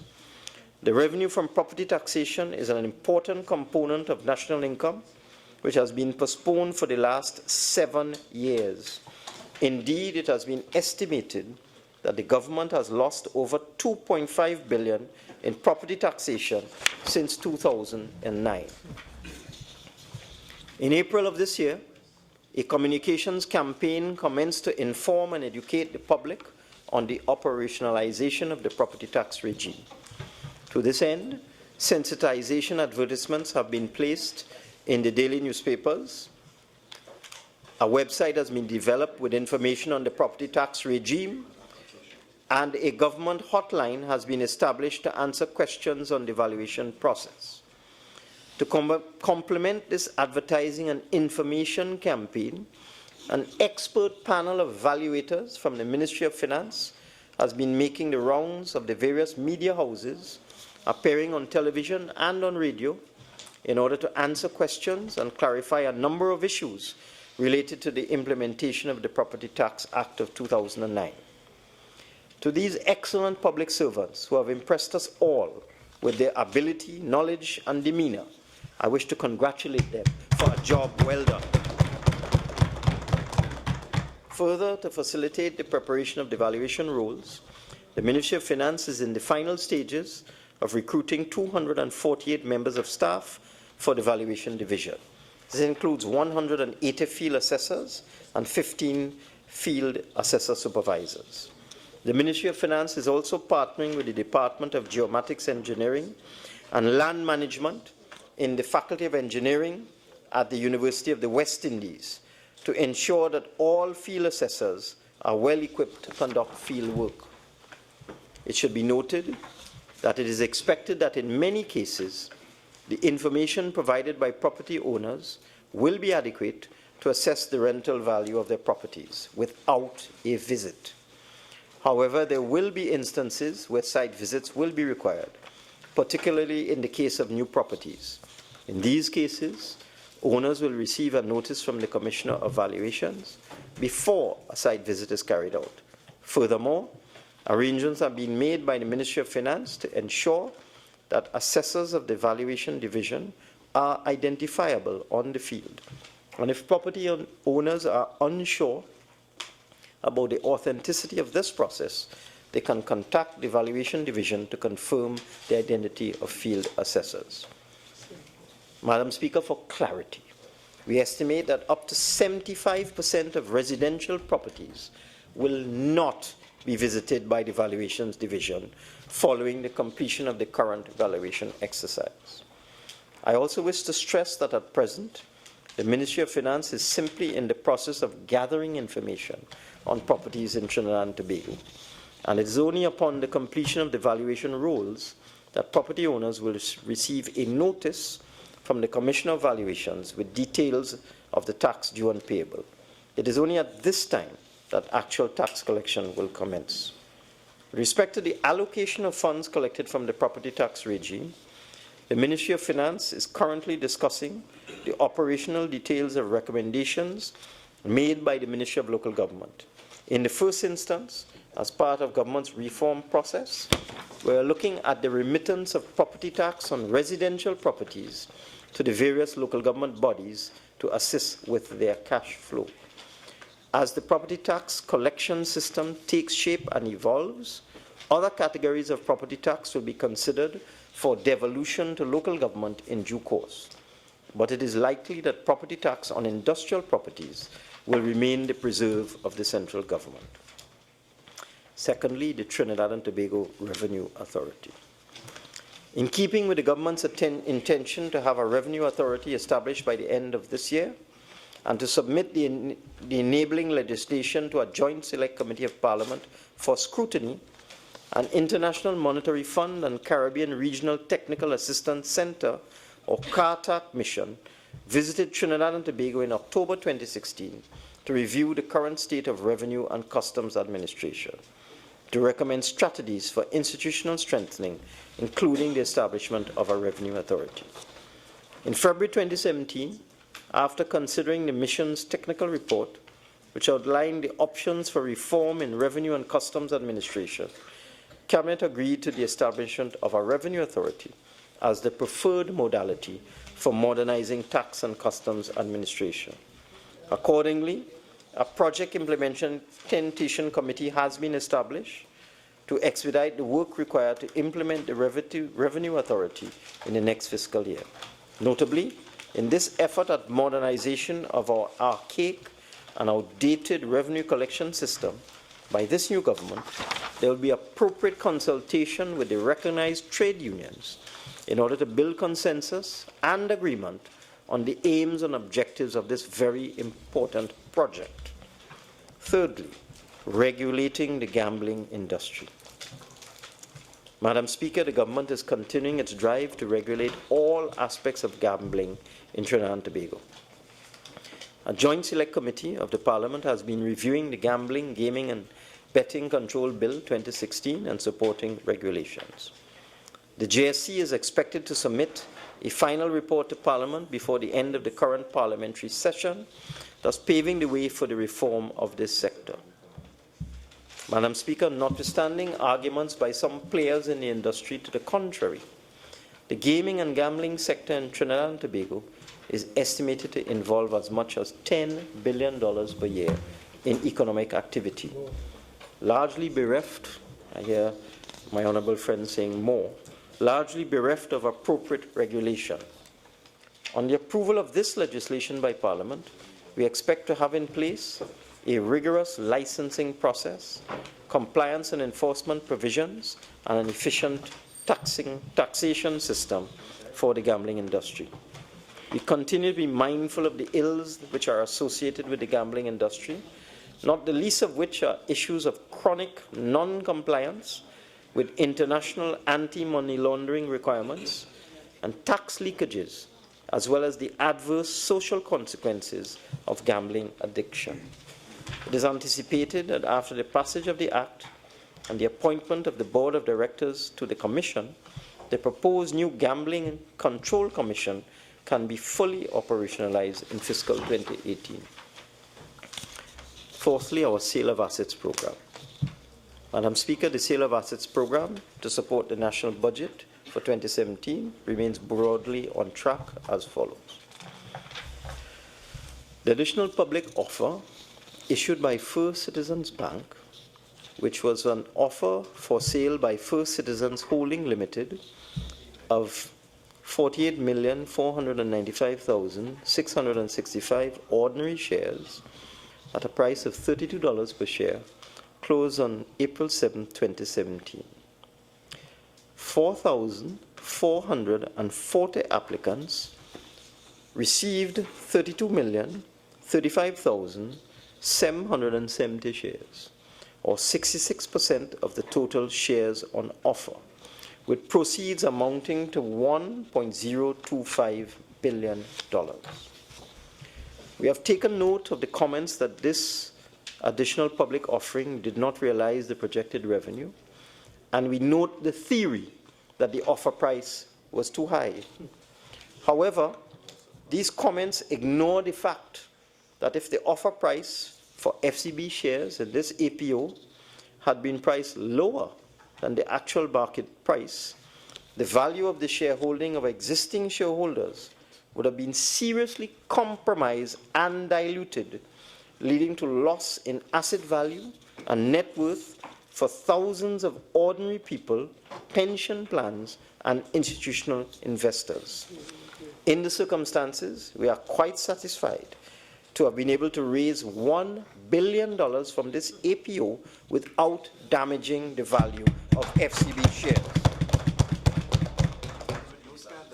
The additional public offering by the National Gas Company of Trinidad and Tobago Limited for the sale of 40,248,000 Class B shares held by NGC, or 26% of the issued share capital of Trinidad and Tobago NGL Limited, TTNGL, will be launched shortly. This is expected to generate approximately $800 million, given that the government has decided to leave a residual balance of 25% of shareholding held by NGC in TTNGL at this time to allow NGC to retain effective control of Phoenix Park Gas Processors Company Limited, and to allow NGC to continue to discharge a strategic role in the gas sector value chain.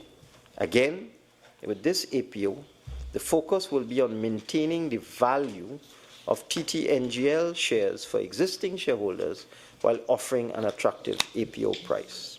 Thirdly, the divestment of the Trinidad Generation Unlimited by Union Estate Electricity Generation Company Limited is also advancing. After a review of our earlier decision to dispose of 20% of the shareholding of TGU to certain local institutional investors, we have now determined that it is more appropriate to pursue the introduction of an independent power producer or other suitably qualified private sector investor into the ownership and operations of TGU. We propose that the new shareholder would hold up to 40% of the shareholding in the company, with another 10% offered to the public and/or institutional investors. The proceeds of this divestment exercise of TGU are estimated to range from $3 billion to $5 billion, depending on the final valuation of the company and the quantum of shareholding divested, with these proceeds compensating for potential shortfalls in any other one of the government sale of assets program. Further details of this divestment will be made public in due course. Madam Speaker, we have embarked on a long overdue reform of the oil and gas fiscal regimes, with a view to ensuring consistency in their application, with terms attractive for investment, while at the same time securing a substantial share of the resources for the state. Having done the preliminary work in 2016 and consulted with industry, we are currently being assisted by the Fiscal Affairs Department of the IMF to establish a suitable legal and fiscal framework for oil and gas operations which would promote investment in the energy sector, which we need now. We have listened and in broad agreement with the upstream producers that a reform of the supplemental petroleum tax is required. We are satisfied that in a low-price environment and in its present form, the SPT does not facilitate immediate investment. As I mentioned earlier, the SPT rates can vary from a low of 18% to a maximum of 55%, depending on the price of crude oil, as well as the size, maturity, and location of the oil field. It is triggered when the price of oil increases above US $50 per barrel.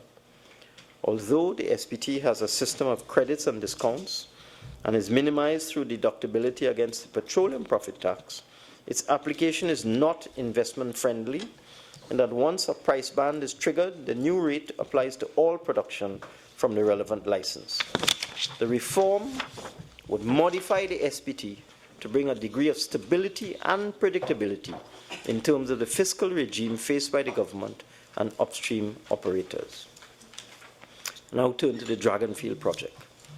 In addition to a number of initiatives to increase this country's domestic production of natural gas, over the short, medium, and long term, government is actively working to provide Trinidad and Tobago with access to Venezuelan natural gas within the shortest possible time frame, as this could substantially reduce this country's persistent natural gas supply shortages. Towards this end, Trinidad and Tobago has signed a government-to-government agreement with the Bolivarian Republic of Venezuela on May 23, 2016, for the purchase of natural gas from Venezuela's Dragon gas field which is located northwest of Trinidad in close proximity to Shell Trinidad's Limited's Hibiscus gas field and its Hibiscus platform. To access this Venezuelan gas, it is envisaged that a new pipeline will be constructed from the Dragon field to the Hibiscus platform, which is already connected by pipeline to Atlantic's LNG facilities in Point Fortin. A separate connector pipeline would also be constructed to Point Lisas to supply gas for downstream petrochemical industries. To advance this project, a preliminary project agreement between PDVSA, NGC, and Shell was signed in Caracas on March 15, 2017. The companies are now actively working towards finalization of a gas sales agreement by July 2017 and advancing other technical aspects of the project. It is anticipated that first gas from the Dragon field could be obtained during the 2019 to 2020 period. And now turn to Petrotrin. Madam Speaker, the Petroleum Company of Trinidad and Tobago Limited, or Petrotrin, has two significant outstanding long-term bonds on the international capital markets. A US $750 million 6% fixed-rate bond due in 2022, and a US $850 million 9.75% fixed-rate bond due in 2019, with a bullet repayment at maturity. In the case of the 2022 bond, the company is meeting its obligations as they fall due. However, given Petrotrin's current financial position and the still depressed state of hydrocarbon commodity prices, the government foresees that the bullet repayment of the 2019 bond will be problematic for the company. Accordingly, the Ministry of Finance has commenced discussions with Petrotrin to identify a cost-effective solution for Petrotrin to meet its 2019 debt service obligation without an explicit government guarantee. One strategy currently under discussion is a partial refinancing of the bond on the domestic market, followed by an international bond issue. It is noteworthy that despite the company's realization of its previously deferred tax liability of $4.3 billion and its credit rating downgrade by Moody's Investment Services to BA1 from BA3, several international investment banks have expressed to the Ministry of Finance that Petrotrin is still in a position to access the international market without a government guarantee. In fact, 3 major international banks have already made indicative proposals to the Ministry of Finance to refinance Petrotrin's long-term debt without adversely affecting the country's debt profile or our debt-to-GDP ratio. Once the requisite approvals of Cabinet are obtained, the Ministry will make formal approaches to both domestic and international financial markets in respect of the refinancing of the Petrotrin 2019 bond. This will resolve a critical issue for Petrotrin and will allow the company to focus on strategies to return the company to profitability and growth, so that once again Petrotrin can contribute to the national revenues rather than being a burden on the exchequer. In this context, to help us better understand the true nature of the issues affecting Petrotrin, the Cabinet recently appointed a 7-member professional committee comprising representatives from the public sector, the private sector, and the majority trade union, to conduct an independent review of the operations of Petrotrin. This committee is expected to present its first report next month. I now look at a public expenditure review. Madam Speaker, the government has recently commenced discussions with the World Bank to conduct a review of public expenditure in Trinidad and Tobago. The review will provide an analysis of the efficiency, equity, and impact of public spending in selected sectors to inform the government's fiscal consolidated program. This review would consist of the following. Firstly, an assessment of public spending, budget processes, and institutions. This will include a broad review of the evolution of public finances, revenues, size, composition, and allocation of recurrent and capital spending, fiscal balances, and public debt dynamics based on data availability, and an assessment of strengths, gaps, and weaknesses of budgetary institutions. Additionally, policy orientations that can result in a sustainable reduction of expenditure, and a stronger budget process will be identified. Secondly, focusing specifically now, making education spending better. The World Bank will evaluate the efficiency, effectiveness, and sustainability of public sector spending in the education sector.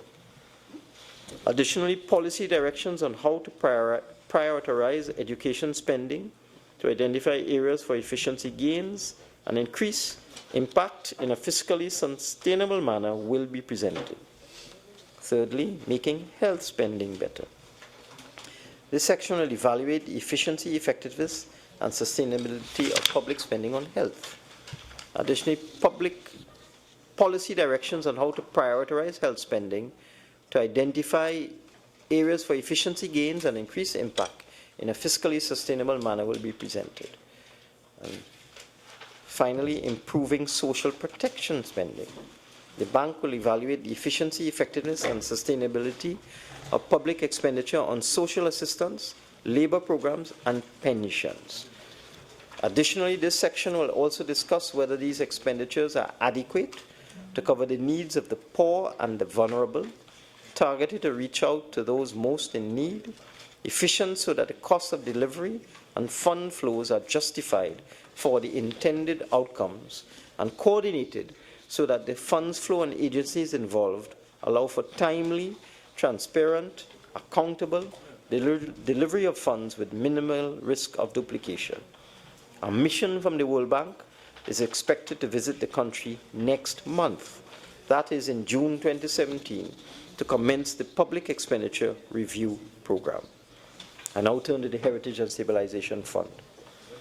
Honourable members may recall that the Heritage and Stabilization Fund was established by this Parliament to save and invest surplus petroleum revenues derived from the production business in order to cushion the impact on or sustain public expenditure capacity during periods of revenue downturn caused by a fall in prices in crude oil or gas. Generate an alternative stream of income so as to support public expenditure capacity as a result of revenue downturn caused by the depletion of non-renewable petroleum resources, and thirdly, to provide a heritage for future generations of citizens of Trinidad and Tobago from the savings and investment income of the fund. The HSF Act provides for a saving and investment rule to govern deposits to and withdrawals from the fund, as well as a robust governance structure and disclosure regime. Moreover, the Act provides that the provisions of the Act shall be subject to review by the Minister of Finance, who shall submit a report to Parliament every 5 years. According to this provision, a review of the fund should have been presented to Parliament by April 2012. This review was never done. Since assuming office, the current administration has been preparing to correct this non-compliance of the past. To this end, in September 2016, the government convened a high-level stakeholders forum to discuss the principles that should underpin the reform of the Heritage and Stabilization Fund. The discussions, which were chaired by the Ministry of Finance, included representatives from the business sector, the Bankers Association, the Central Bank, the Trade Union Movement, the University of the West Indies, the University of Trinidad and Tobago, and officials of the World Bank, some of whom had participated in the establishment of the fund in 2007. Coming out of the discussions at that forum, it was proposed that the Heritage and Stabilization Fund should be segregated into two distinctly different funds, one for stabilization and one for heritage. And secondly, there should be a single savings rule that will determine savings to both funds, and the savings rule should be closely aligned to the government's medium-term or multi-year fiscal consolidation plan. There's no point having a rule or rules for the Heritage Fund without a connection to the national budget. Since then, the Ministry of Finance has been collaborating with the World Bank to prepare a more detailed concept paper that will underpin the amended legislation. Work is well underway on this project, and a final round of discussions with interested parties and stakeholders will be conducted before the amended legislation is presented to the Parliament for consideration in this year 2017. Now turn to our credit rating. As is well known, Moody's Investors Services visited Trinidad and Tobago at the end of March 2017 to conduct their annual assessment of elements critical to the sovereign credit rating of Trinidad and Tobago. The results of their assessment published on April 25, 2017. Moody's downgraded Trinidad and Tobago's issuer and senior unsecured debt ratings to BA1 from Baa3 and assigned a stable outlook, up from the previous negative outlook. Similarly, Standard & Poor's Global Ratings Limited, S&P, visited Trinidad and Tobago in early April 2017 and conducted their annual review of Trinidad and Tobago's sovereign credit ratings. The results of their assessment was published on April 21, 2017. S&P lowered its long-term sovereign credit ratings on the Republic of Trinidad and Tobago to BBB+ from A- and revised the country's outlook to stable from negative. Trinidad and Tobago's transfer and convertibility assessment was also downgraded to A from AA-, while the short-term sovereign rating was confirmed at A-2. Madam Speaker, the government would like to highlight the fact that Moody's downgrade of the country to BA1 or non-prime or non-investment grade status means that the government's obligations are to be considered speculative securities subject to credit risk. S&P, however, downgraded the country to BBB+, which is within their band for investment grade securities. According to S&P, an obligation rated BBB exhibits adequate protection parameters. Given the above, the government is faced with an inconsistent situation of being rated investment grade by one international rating agency and simultaneously rated non-prime by another. In the case of the BA1 rating by Moody's, the Ministry of Finance is of the view that the downgrade from Baa3 to BA1 is wholly unwarranted, given that Trinidad and Tobago's significant buffers, which even Moody's acknowledges infer moderate external risk to the country. However, it is difficult to understand how a country with the following characteristics can be deemed a moderate credit risk. Firstly, net official reserves of US $9.1 billion or 10 months of import cover. A heritage and stabilization fund of US $5.5 billion, the equivalent of 25% of GDP, and deposits in sinking funds for the express purpose of repaying debt totaling $6.5 billion. It must be emphasized that given the ample buffers highlighted above, the government has the ability to repay the central government external debt several times over. Moody's most recent rating is thus puzzling, to say the least.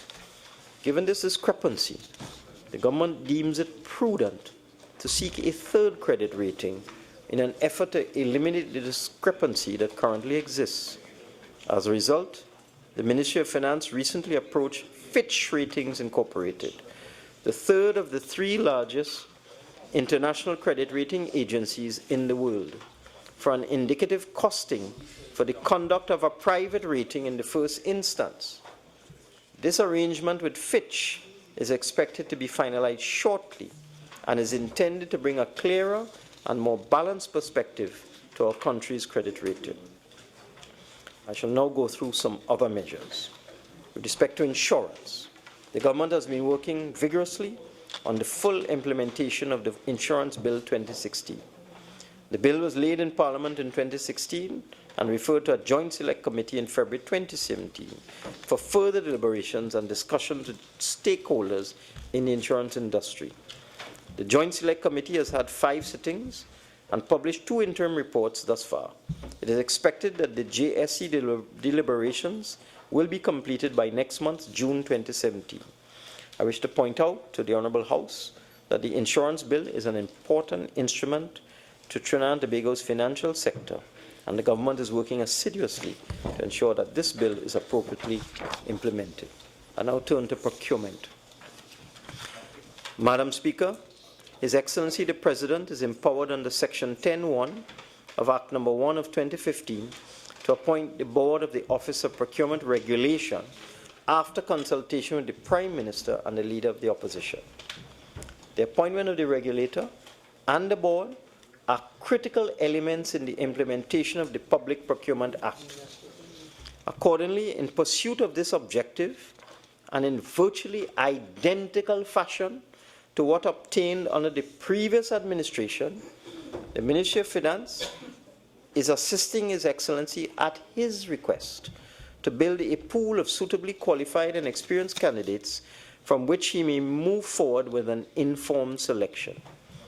The Ministry of Finance is therefore in the process of procuring a suitable consulting firm to search for suitable candidates so that His Excellency could be equipped with a short list of approximately 20 suitable candidates ranked in order of merit from which he can make a choice in his sole discretion as required by the Act. Madam Speaker, Section 11(9) of the Procurement Act requires that the salaries and allowances of the regulator and other members be determined by the Minister, subject to the approval of Parliament. This is an essential prerequisite for the operationalization of the new procurement regime. I am pleased to report that the proposed compensation package for the regulator, who will be a public officer, of $85,000 a month, inclusive of allowances, which we consider to be more than adequate, has now been approved by both houses of Parliament, having been passed in the Senate last night and in the House last week. So we are on our way. Madam Speaker, the government has also approved organizational structures for procuring entities for large, medium, and small ministries and departments. To smaller models for agencies that do not engage in significant procurement, a basic and a minor, have been put forward to widen the scope of thinking in the design of procuring entities. The government is also actively working with the United Nations Development Programme as a consultant for this important project. From the beginning of April 2017, the UNDP has been working with senior officers charged with the internal change process by their accounting officers towards building capacity for the customization of the procurement and disposal handbook as required under Section 33 of the Act, setting internal controls for efficiency and effectiveness in the procurement and disposal process, and preparation of special guidelines as required by Section 32 of the Act. The UNDP consultants have met with key stakeholders in ministries, departments, and state agencies to understand the unique challenges faced by entities which undertake significant construction activity, allocate public monies to non-governmental organizations with which they partner in meeting certain strategic objectives, and those where significant procurement is undertaken by decentralized units. Further, the transitional arrangements for Central Tenders Board staff under Section 66(2) of the Act are in train and will allow for either voluntary retirement from the public service, transfer to the Office of Procurement Regulation, or redeployment in the public service. A multidisciplinary transition team has thus been established in the Ministry of Finance to prioritize all the needs of the staff of the Central Tenders Board in transitioning towards whichever option they choose. I shall now report on FATCA. Implementation of the Foreign Account Tax Compliance Act regime, the Intergovernmental Agreement, and the Tax Information Exchange Agreement 2017. The Intergovernmental Agreement between Trinidad and Tobago and the United States of America was signed on August 19, 2016. The legislation to support the Intergovernmental Agreement, the Tax Information Exchange Agreements, United States of America Act 2017, was passed with the requisite special majority and in both houses of Parliament and assented to on March the 20th, 2017. Yes, I wish to thank the opposition for its support. The Act will come into operation on such date as is fixed by the President by proclamation. Madam Speaker, a commencement provision was included to allow the relevant persons to whom the Tax Information Exchange Agreement Act will apply to put the necessary systems in place for the exchange of sensitive personal information as defined under the TIEA Act. The relevant persons include the Board of Inland Revenue, the Central Bank of Trinidad and Tobago, the Trinidad and Tobago Securities and Exchange Commission, and the financial institutions, namely the banks and insurance companies. You may wish to know, Madam Speaker, that the Board of Inland Revenue is continuing preparations and is on a positive path to meeting the reporting deadlines. The deadline is the 30th of September 2017. The Central Bank and the Securities and Exchange Commission are in the process of drafting the guidelines to give effect to the IGA as required by the Tax Information Act. The banks have indicated a readiness to meet the reporting deadline. A few have reported a readiness, particularly in the area of having obtained client information already for the purpose of the exchange of information. The insurance companies are in various stages of completion of the process. It should be noted that the systems required to be put in place for the implementation of the Act are similar, virtually identical to that of the implementation of the agreement. I now turn to the second challenge facing Trinidad and Tobago, which will come to this Parliament shortly. And this is the Global Forum on Transparency and Exchange of Information for tax purposes. Late already.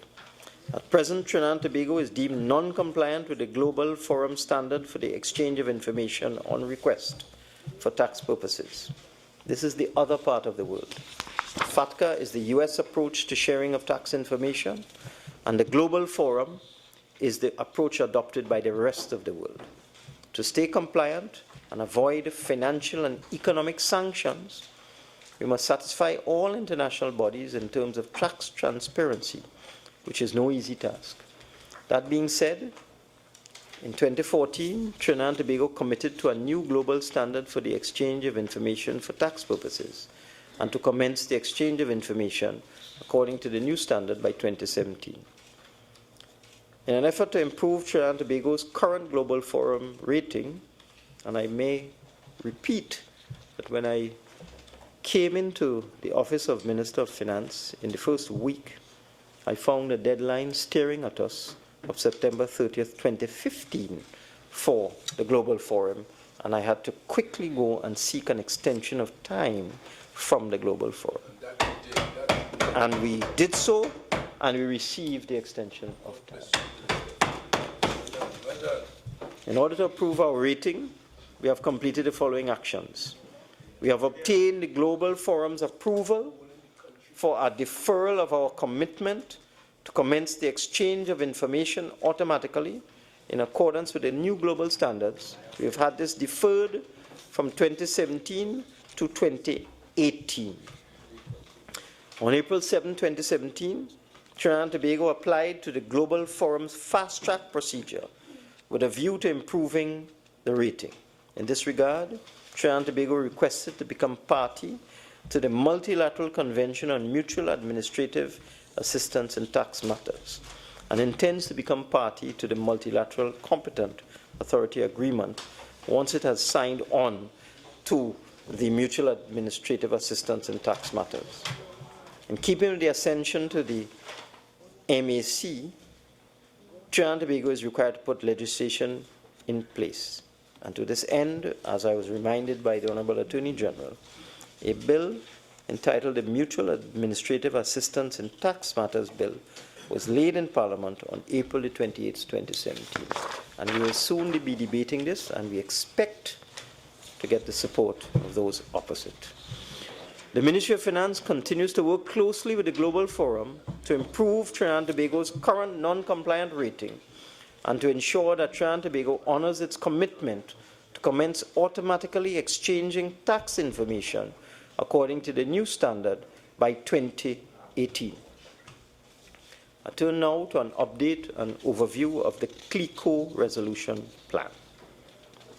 As of September 2016, I wish to confirm that the government and the people and the taxpayers of Trinidad and Tobago would have directly expended approximately $20.3 billion in relation to the bailout of CL Financial, while meeting the primary objectives of the bailout, which were 1, providing full protection for traditional policyholders of CLICO and British American, and 2, paying investors, short-term investment products, STIPS holders and depositors of CLICO, British American, CLICO Investment Bank, and Caribbean Money Market Brokers, or CMMB, in line with legal priority. In addition, by April 2017, the government would have incurred approximately a further $3.2 billion in funding costs, advisor fees, and other costs.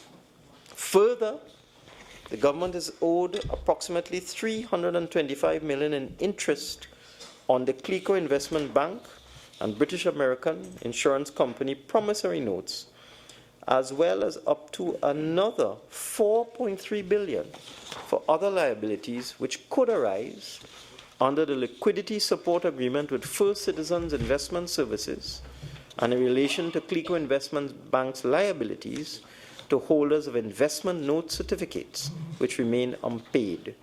Should these liabilities arise, the government may be owed up to $27.7 billion by the CL Financial Group. I thought, Madam Speaker, the time was necessary to provide this information to the national community and let the taxpayers know. And in addition to $20.3 billion of direct funding, there's a further $3.2 billion in other costs, a debt owed of $325 million and interest on promissory notes, as well as a potential further $4.3 billion in liabilities arising from the various liquidity support agreements entered into with entities associated with the CLICO bailout. Madam Speaker, having met the primary objective of the bailout, that is to settle legitimate creditors as expeditiously as possible, and in line with legal priority, the government is now focusing on the recovery of taxpayers' funds. Since the initial intervention, the government and CLF have pursued the execution of the divestment strategy envisioned by the original shareholders' agreement. However, each of the companies sold had several liabilities that had to be treated with from the proceeds, resulting in minimal net returns, which are being held pending the full resolution of the repayment of debts to CLF's creditors, including the government.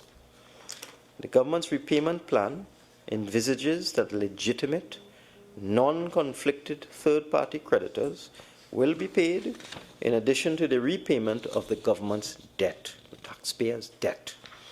These remaining creditors include CLICO and British American's legitimate policyholders, comprising $9.8 billion in terms of CLICO and $800 million in terms of British American, and CLICO Investment Bank investment note certificate holders. The government and the central bank are currently making efforts to divest the traditional insurance business of CLICO and British American by way of one or more portfolio transfers.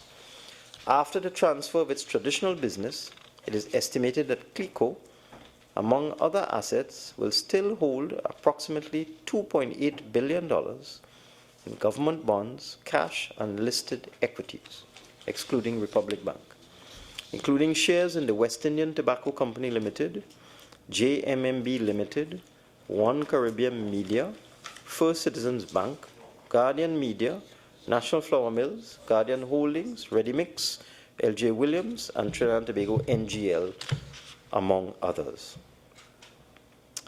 Madam Speaker, there are several assets of the CL Financial Group which are available to repay the remaining creditors and settle the government's and taxpayers' debt.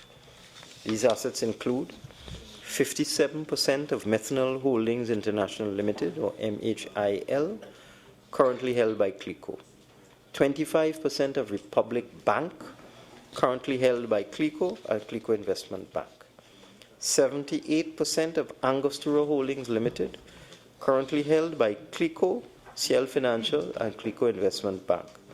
100% of Home Construction Limited, currently held by CL Financial, Clico, and Clico Investment Bank.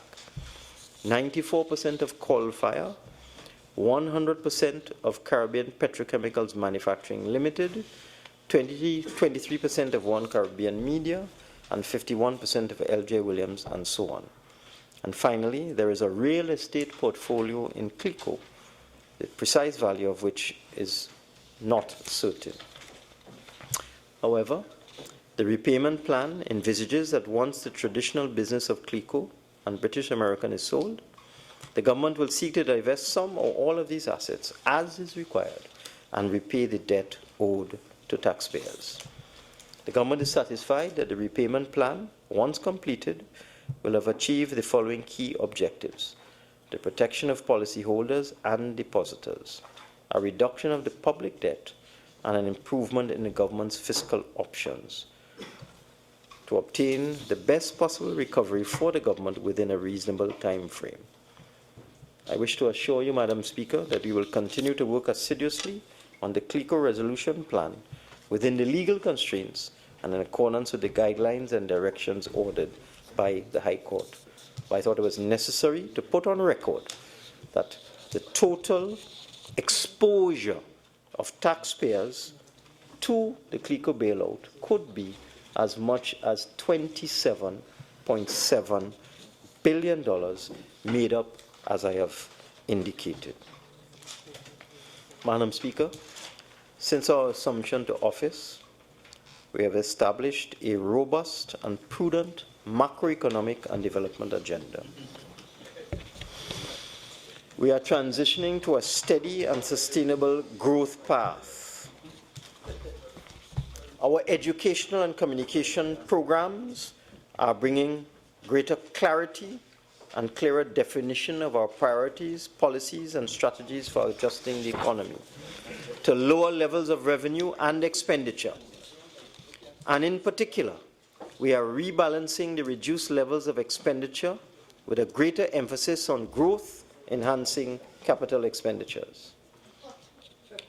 Madam Speaker, we are providing our citizens with astute leadership and good governance. We are partnering with the business sector and with every citizen in our efforts to lift the economy to its correct posture of macroeconomic balance, sustainable growth, and transformation. We are ensuring through our programs that our citizens obtain their fair share of national resources, and they will always receive from this government good, honest, equitable, and transparent government. In pursuit of this agenda, our country will be restored to the growth trajectory which prevailed in the early years of this new millennium. Barring unforeseen circumstances, we are on course to achieve our fiscal consolidation targets for 2017. This is a difficult year for us, as petroleum prices continue to be depressed and the economy adjusts to the drastic reduction in revenue and foreign exchange receipts. As a responsible government, in these challenging times, we must cut our coat to suit our cloth. We cannot continue with the extravagance and the excesses of the recent past. We must face reality and move forward with the understanding that everyone is required to make their contribution in one way or another, big or small, rich or poor. Madam Speaker, I thank you and I beg to move.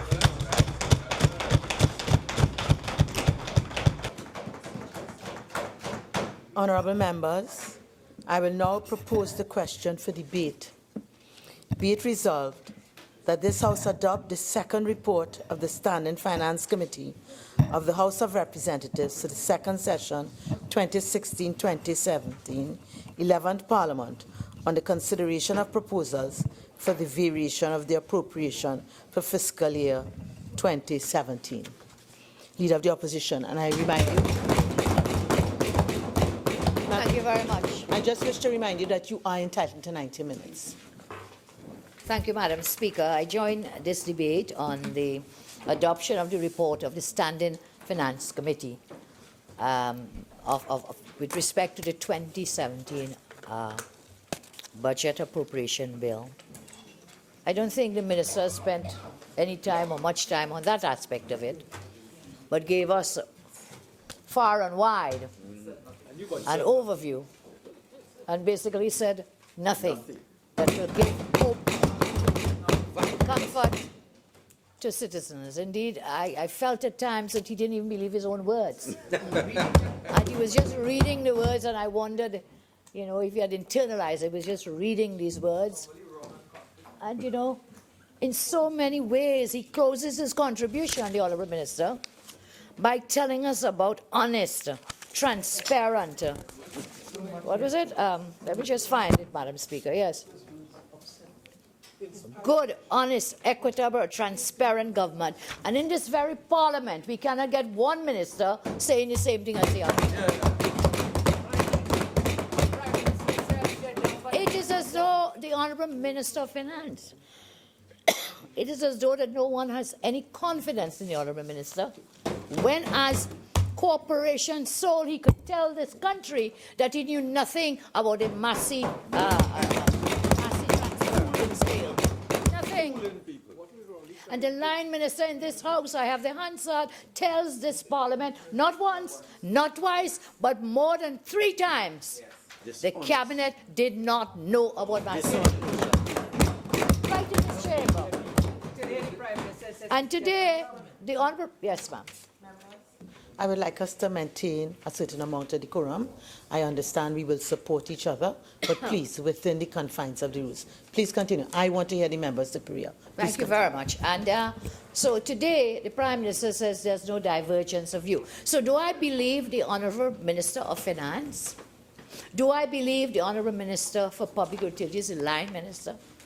I think the Minister for Port of Spain, North, St. Anne's West, the Minister in the Ministry of the Office of the Prime Minister, because all the reports coming through in the last week or two from these ministers is the cabinet knew nothing. Why do I raise this? I raise this in the context of good, honest, equitable, transparent government that Diego Martin Ortiz was so clear to wrap his entire contribution with.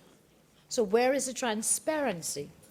When 3 out of 4 persons say this matter was never brought to the attention of the cabinet, never discussed, and yet we have the Honourable Prime Minister. This is not the first time, you know, where there is this divergence of views coming from different ones and different members of the cabinet, and therefore it is just, in my respectful view, it is only a matter of time before they collapse completely. It is just a matter of time. It is a matter of time. And this contribution today from the Honourable Minister, 90 minutes, waiving the standing orders for us to hear his contribution, which gives no hope or comfort to anyone. The last time I remember that happening, last year, similarly for a midterm review. I've been in this House over 20 years, Madam Speaker, and there was only once, apart from the twice of this Honourable Member waiving standing orders to allow him to expatiate above the time, you know, limited by the standing orders, was when a former Prime Minister, in a debate on an appropriation bill, waived the standing orders to allow him to attack the member for Diego Martin West. That's the only time I've seen this, and now, under this government, we are experiencing this waiving of standing orders for lengthy speeches. And, you know, there's enough time there. There's so many of them, 20 plus, who could speak. But the minister is the one who must say it. I saw in our, we're looking at the report of the Standing Finance Committee. We have the verbatim notes and we have the report. And you will see the Honourable Minister of Finance is the one who answers everybody's question. And even when they answer on particular issues on this think tank, this is one of the items for variation by the committee, under the Office of the Prime Minister, something called a think tank. And each minister had something different to say about what this is about. I am very suspicious, Madam Speaker, as to what that little unit, it's a new item, newly created, has been set up for. So good, honest, equitable, transparent. But let me come back to some of the substantive matters as we go in. The minister spent some time on summarizing revenue, summarizing expenditure, which is what budgets normally deal with, and raised matters that I could say they're issues. The matter relating to the APO by TTNGL, which has to do with the NGC. And that matter, I flagged it in the budget debate for the main appropriation bill for 2017, and I want to raise it again today, given that Minister of Finance says this is one of the revenue collection methods that he has in mind to raise money from the sale of the shares, the NGC, TTNLG shares in Phoenix Gas Processors that they acquired. I received a copy of a letter from someone in my mailbox, and this letter is addressed to all employees of the NGC, employees. And this letter tells them that there is a blackout window for outsiders, insiders in relation to the proposed APO. And this letter is dated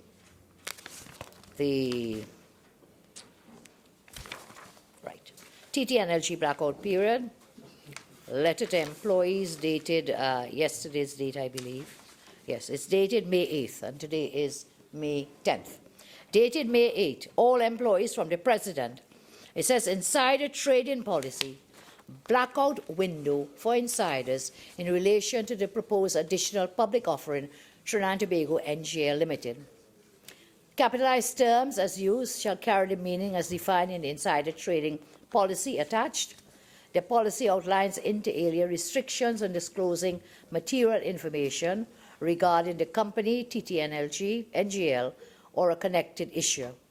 In order to ensure, insofar as possible, that trades by insiders in relation to the proposed additional public offering of 40,248,000 Class B shares of TTNGL by the National Gas Company of Trinidad and Tobago Limited are not perceived by the public to be illicit trades, no insider shall trade in securities of TTNGL during the following blackout window of 2017, May 8 to May 21, 2017, or for such further period as may be advised by the company.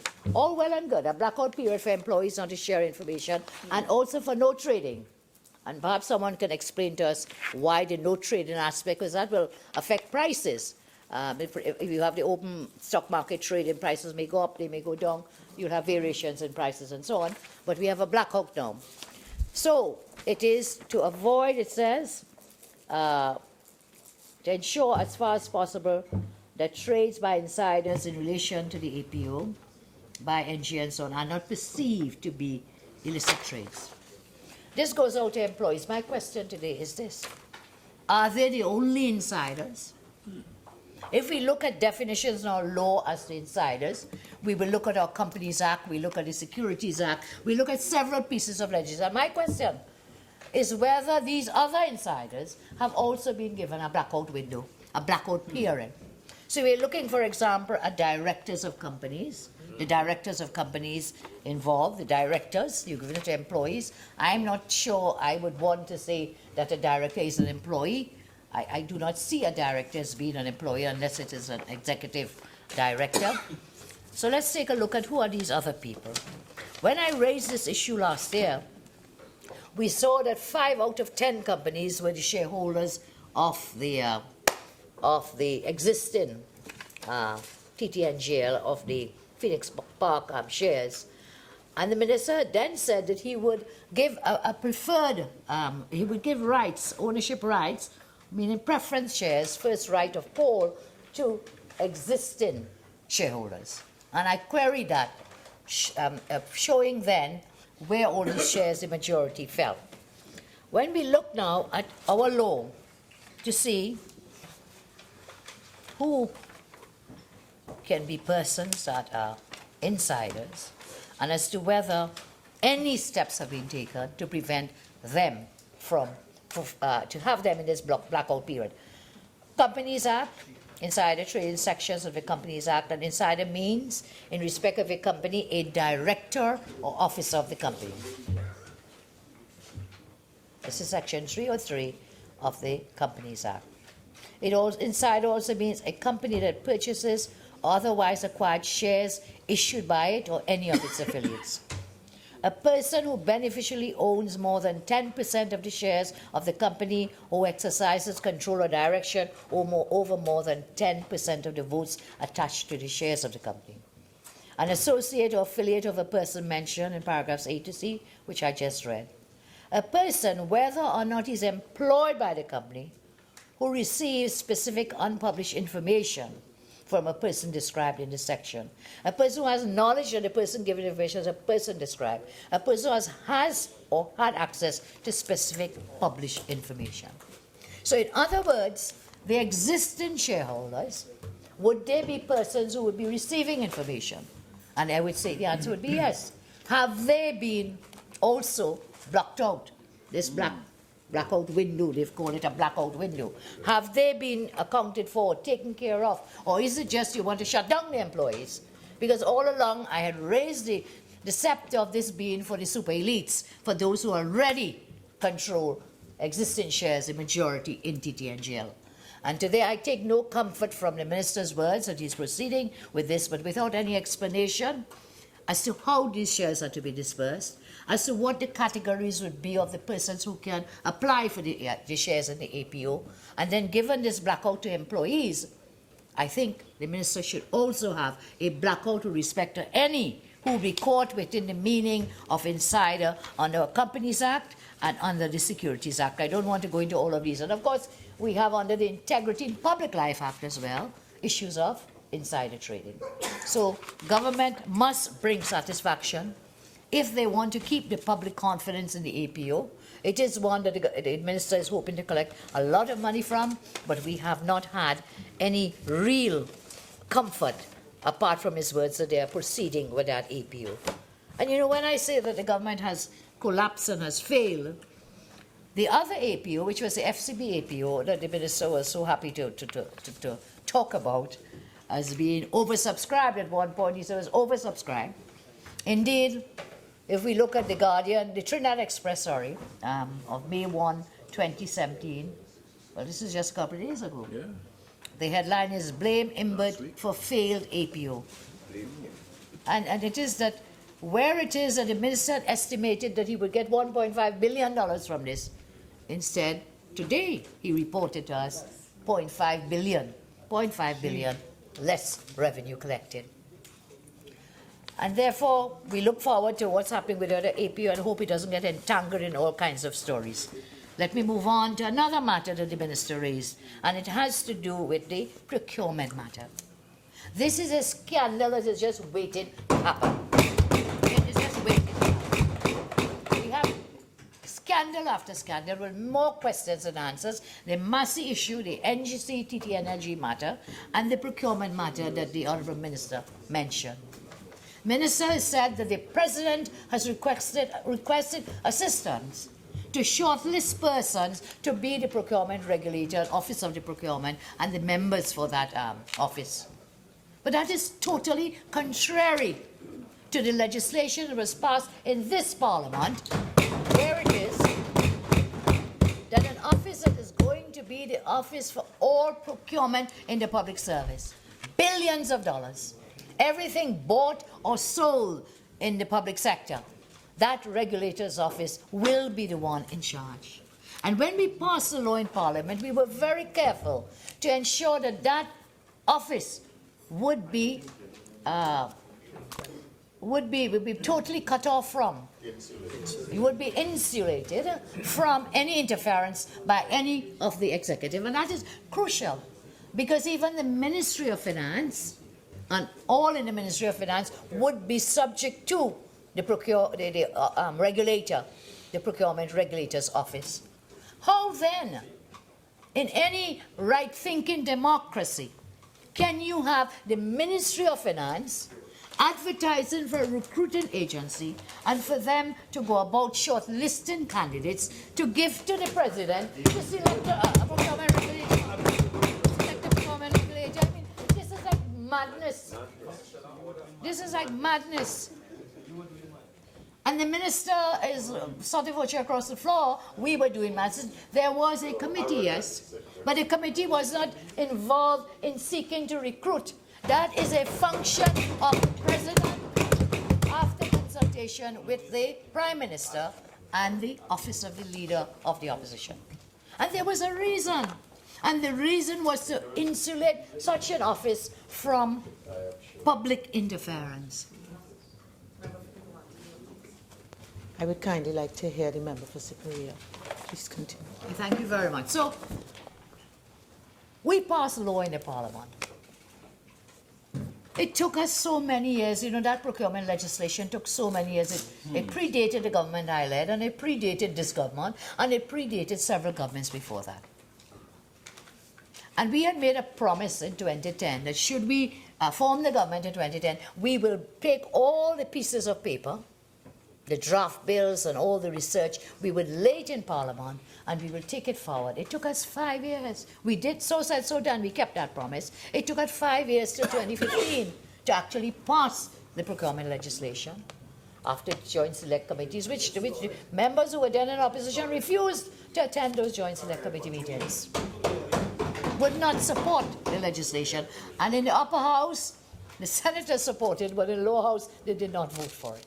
When we came back under this dispensation, under this government, 2 amendments were made, and here we are, of legislation that has been long in the making.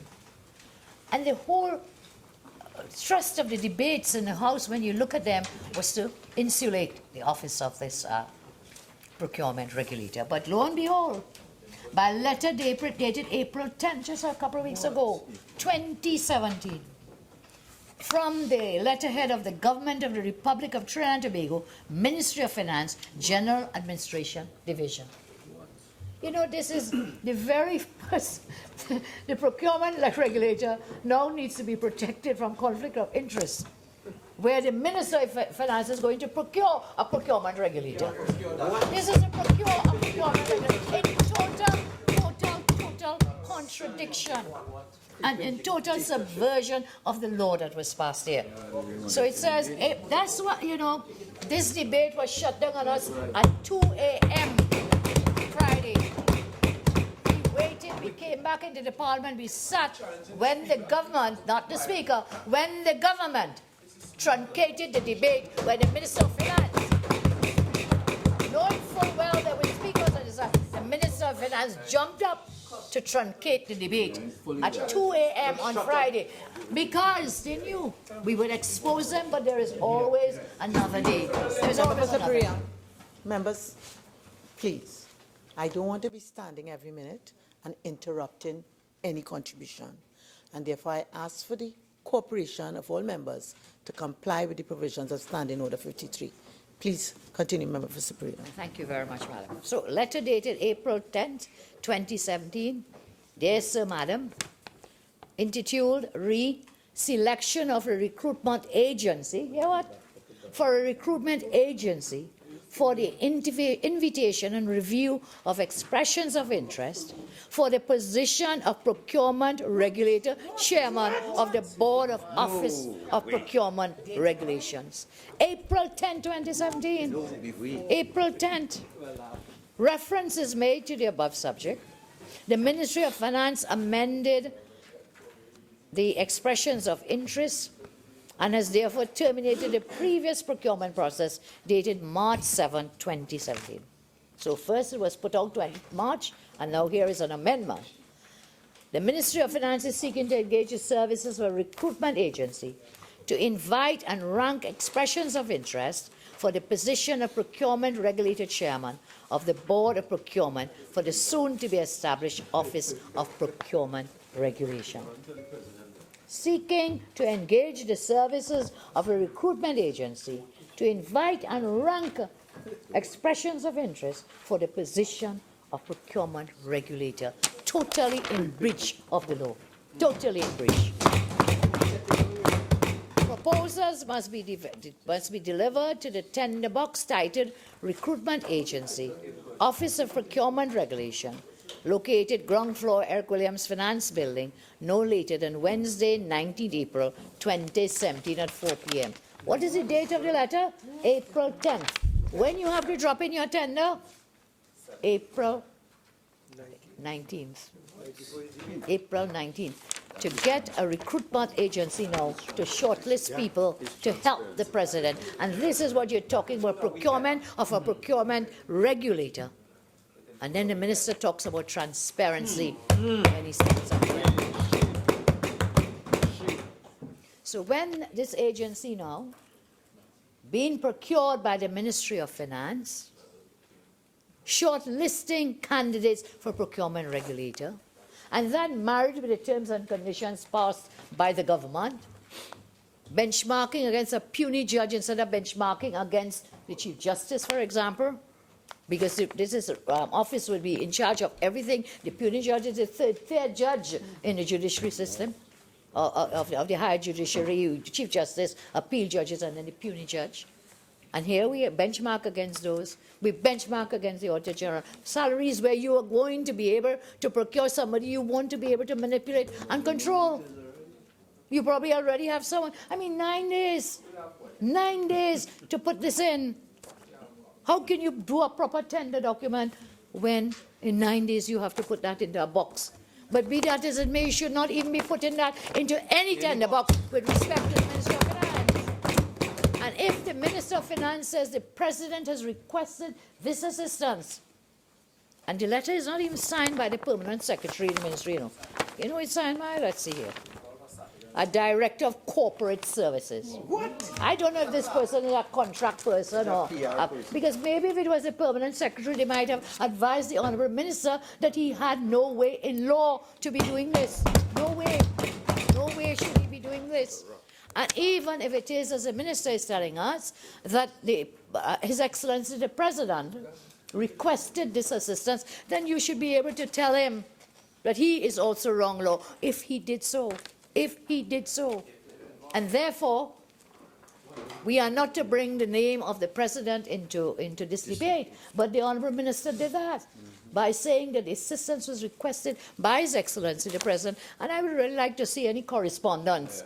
Yes. Correspondence. Where it is on our Constitution, can I just see please? Constitution, can I borrow? When we see on our Constitution, there are different kinds of formula for appointing different people. And it is done by the Office of the President. There are times when it is on the joint advice of the opposition leader and the Prime Minister, in which case the President has no discretion. So we have joint advice, for example, when we are to appoint a director of the Police Complaints Authority and a deputy director. And by the way, there is at the moment a vacancy for deputy director.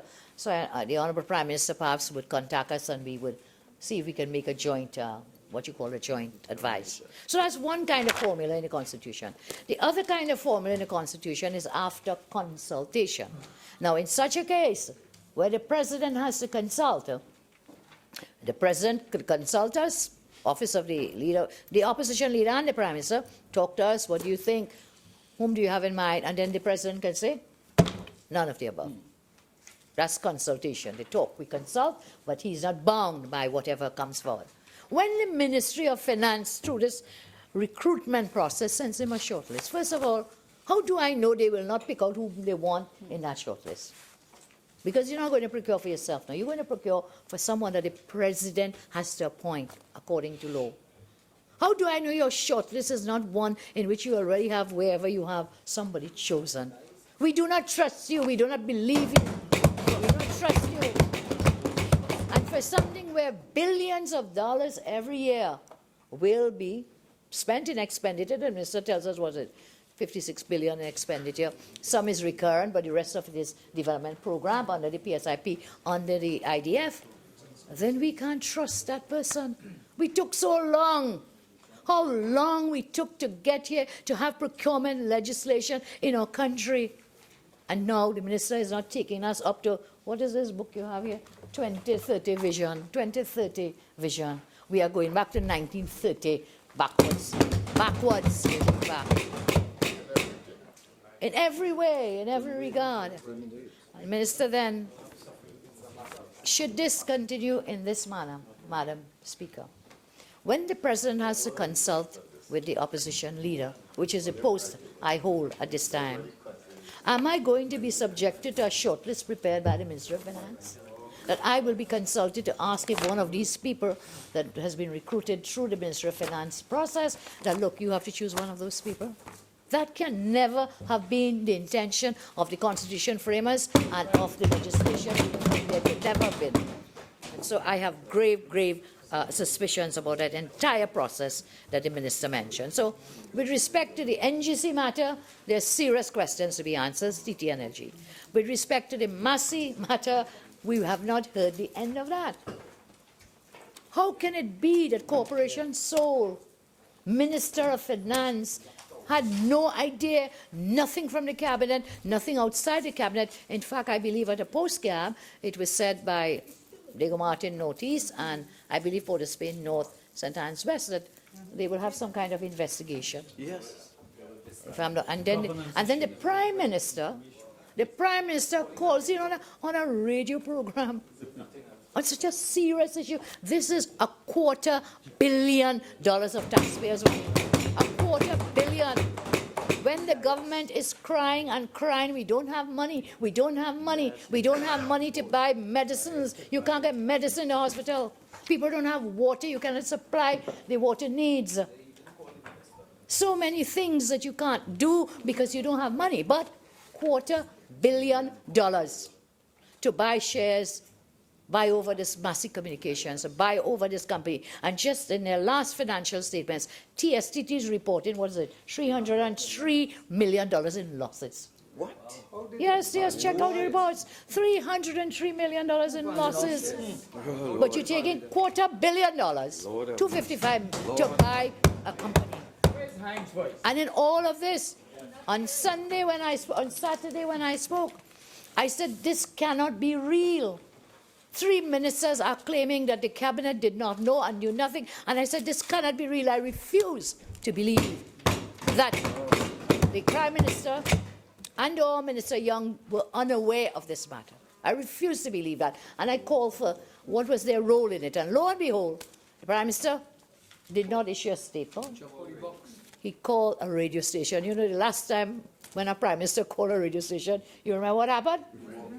You remember what happened? A thin line. Called a radio station, one specific radio station, rather than a notice at large.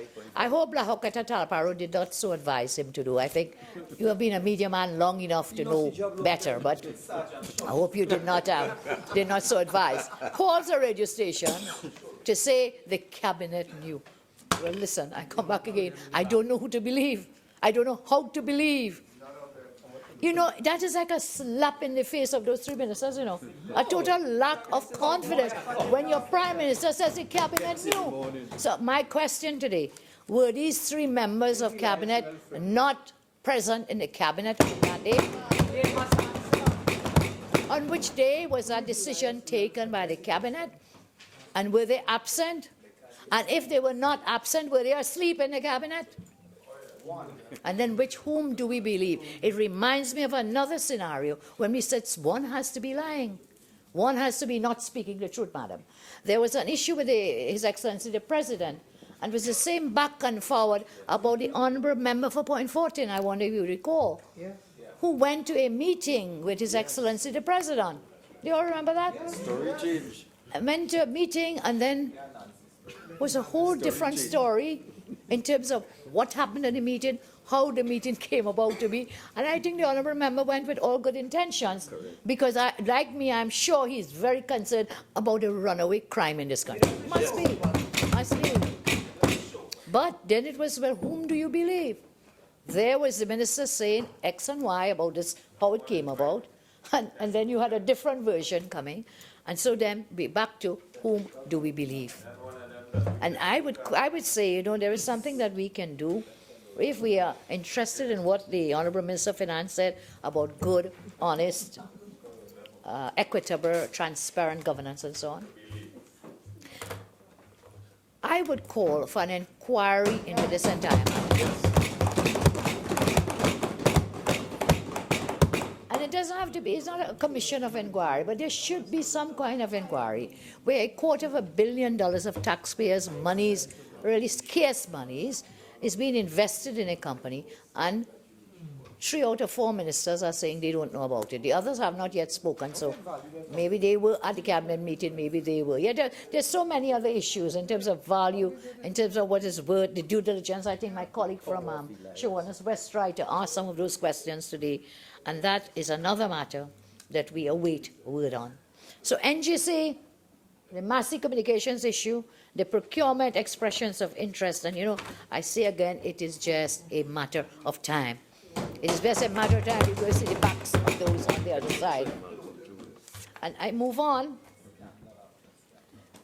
The budgetary framework set by the Honourable Minister talked about revenue and talked about expenditure. But they say God doesn't sleep, never does. And just as we were in the Finance Committee on Friday, we got this document, Madam Speaker. The auditor display. I know you have a certain style of speaking. Yes, I do. I have a really good speaking style, I think. Sometimes I do. And what I have here is the report of the Auditor General on the public accounts of the Republic of Trinidad and Tobago financial year 2016. Now, how many times have we been in this Parliament? Budget debate after debate, economy after economy. And it is blame the partnership. We drained the treasury. We took away everything. And this is the first report that is fully and clearly during a fiscal year that was totally under the present government. And therefore, it is a very important report from the Auditor General. It is very important for us to see what it says, because it gives us an idea of the performance, the economic performance of the present government. And first of all, on the charge that the partnership drained the treasury, and with respect to the IDF in particular, because in this variation, 1.2 billion, I think, about 1.2 billion, $1.25 billion, that's one of the major variations, is being removed from the IDF. Being removed and put into other areas for expenditure. Well, first of all, that in itself is scandalous. It is a nightmare. The minister in his framework said, look, for 3 consecutive years we have had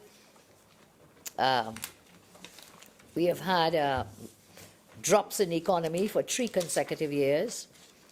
And basically, he hasn't said it, but when you have 3 consecutive years of contraction, then you're clearly speaking about recession. He has not used the word, but it is clear even from his own report that Trinidad and Tobago is in a recession. So we are at a time of contraction and contracting in the economy, and yet the government fails to spend money that it has. The government goes boasting they have saved $10 billion. So they have saved $10 billion. I mean, it is mind-boggling, Madam Speaker. I'm sorry, but it is mind-boggling. You have saved $10 billion. You're crying every day you have no money to spend, and yet when you had the money, you cannot spend it. You did not spend it. You did not spend it. So you take this $1.1 billion that you had, and you didn't spend it. And what is happening in a contracting economy when you shut down the capital expenditure program, you shut down the development program, you are shutting down everything. Shutting down everything. And so when the minister says that they've put the economy on a path for growth and sustainability, and emphasizing the capital development program, nothing is further from the truth. Nothing is further from the truth. When you read the estimates, when you read the Auditor General's statement, and of course when you walk in the streets and you walk among people, the thousands of jobs that have been lost because the government has shut down and is reviewing and revisiting every capital project, or most capital projects. Job losses, further contraction. Minister Hazard showed us, he started his contribution today telling us about 3 successive years of contraction, but has not given us one initiative, one measure that will be taken to lift us out of this recession. Not one. Not one. And therefore, it is just like no hope on the horizon. When we look again, as I was saying, at the Auditor General's report, and Madam, with your leave, I will need to hold it up because I want to read with your leave. I thank you, not for style, but for reading. I thank you. Thank you. When we look at the Auditor General's report, now on the IDF, when we question, you're moving money from the IDF 1.2 whatever billion, and the minister said, well, there's rolling money. There's a rollover of money. It's rolling. The money is rolling. It definitely is not flowing, but it's rolling. And when I looked at the Auditor General's report with respect to the IDF, I was trying to determine, how much money came, how much of the money rolled over, and where did it come from? So first we are not spending the money that was allocated, even though we are saying we have the money, which is bad in itself in a contracting economy. No growth there's no further growth, more job losses. That is bad enough. And then now, the money is rolling. IDF, the Auditor General's report, page 161, this is a report for 2017, for the financial year 2016, dated April 27, 2017. IDF, Infrastructure Development Fund. Madam, you may recall that the capital development projects and programs of the government, monies are allocated under two heads. One is under the Infrastructure Development Fund, and the other is known as the PSIP. Infrastructure Development Fund. Receipts, first of all, the fund received $1.6 billion for 2016. In 2015 now, when we're looking at fiscal years, which would have been our last full year in office, 2015, we put in the Infrastructure Development Fund $3.3 billion. Then we had to go into it, add recoveries, interest received for the financial year 2016, interest received for 2015, and you come up with a total receipts then. In 2015, our last fiscal year, $3.3 billion received into this fund. Under the present government, 2016, $1.6 billion. That was the receipts. And we move on. Payments were made, total payments in 2015 fiscal, 3.5 billion paid. In 2016 fiscal, 1.4 billion paid. Excess of receipts over payments. Add balance brought forward from where? September 30th, 2015. September 30th, 2015. This is a rolling over money, madam, which came from the time when we were in office. And that brought forward from September 30, 2015, $893,774,427. Our money? Rolled over.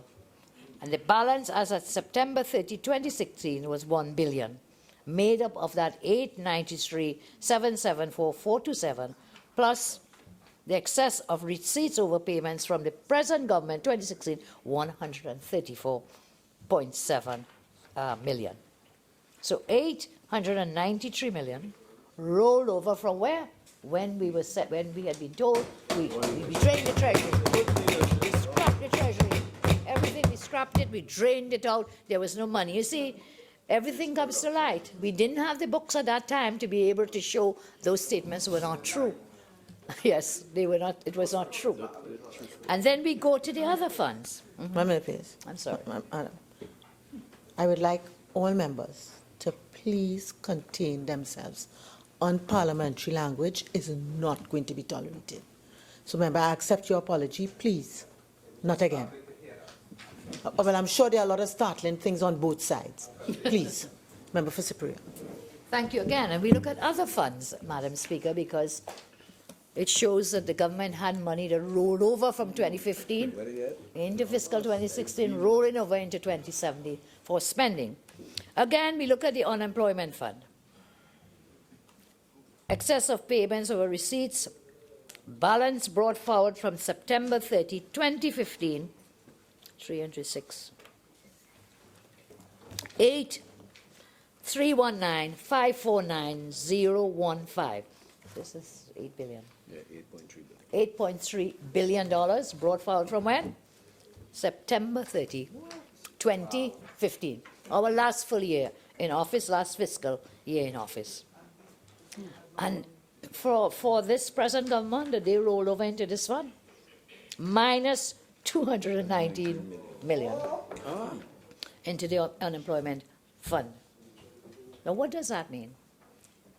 Does it mean that less receipts came into government? Perhaps they could tell us. Is that they collected less money because less people are working, and therefore less people are paying the unemployment fund, or less businesses are paying it? But what is clear here again, another $8 billion rolled over from the partnership government at the end of our term in 2015. We look at other funds as well. I looked at the IDF, I looked at the unemployment fund. We can look at the schedule of special funds, the green fund, yes. And the position is the same with respect to the green fund. All these surpluses rolled over, Madam Speaker, and did not go did not come in minus amounts, but came in with a positive balance, rolled over from the partnership government. We come back again now to look at revenue. And we have always said that the government has no plan. They had no plan, and they still have no plan. And that is exemplified again as we go forward and as we do this, the variations here. Government is taking $86 million from where? The food support program. $86 million. When there's so many people, there are so many persons who have lost their jobs. There's so many people cannot put food on the table. And the food support program, $86 billion, and the minister tells us about fiscal balance and balancing and so on. And when you look at their Vision 2030, which they gave to us, this Vision 2030, one of the pillars of it, they are now talking about, guess what? They have learned some words from the partnership. They're talking about people-centered development. 2030. 2030, Vision 2030, but that's not evident when you take $86 million from the food support program, food support program, you're removing that to spend where? And I want to take another point. Big headline, Kamla lying about the golf course. When I said at about $2.2 million was to be utilized towards a golf course. What was a big headline, Kamla line? You know why? Because it is not a new golf course. I mean, really, the semantics of it, it was going to be applied. It says it in the variation. It says it very clearly that this item of expenditure, money is now being put into it for St. Madeleine Golf Course. And then we are told now it's for feasibility study. But is it a feasibility study for a football ground? No. Is it for badminton? No. What is it for? Golf. So that's screaming headline Kamla line. Again, not fooling anyone whatsoever. Someone on the other side.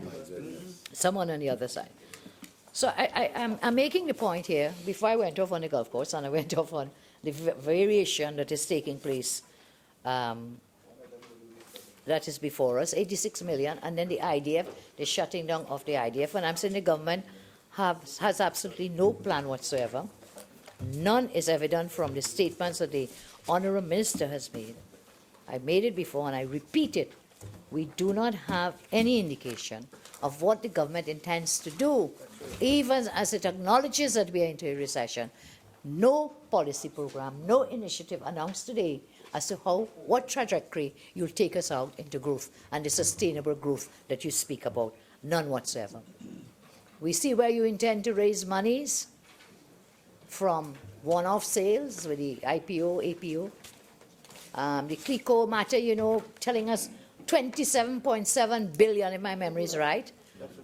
Now that we are exposed because of the CLICO matters, I hope you remember how that started, huh?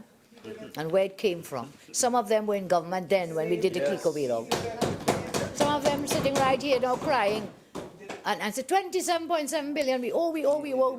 we exposed 27.7 million. And again, did they tell us any plan, any initiative, any policy they're going to do in order to get back the money?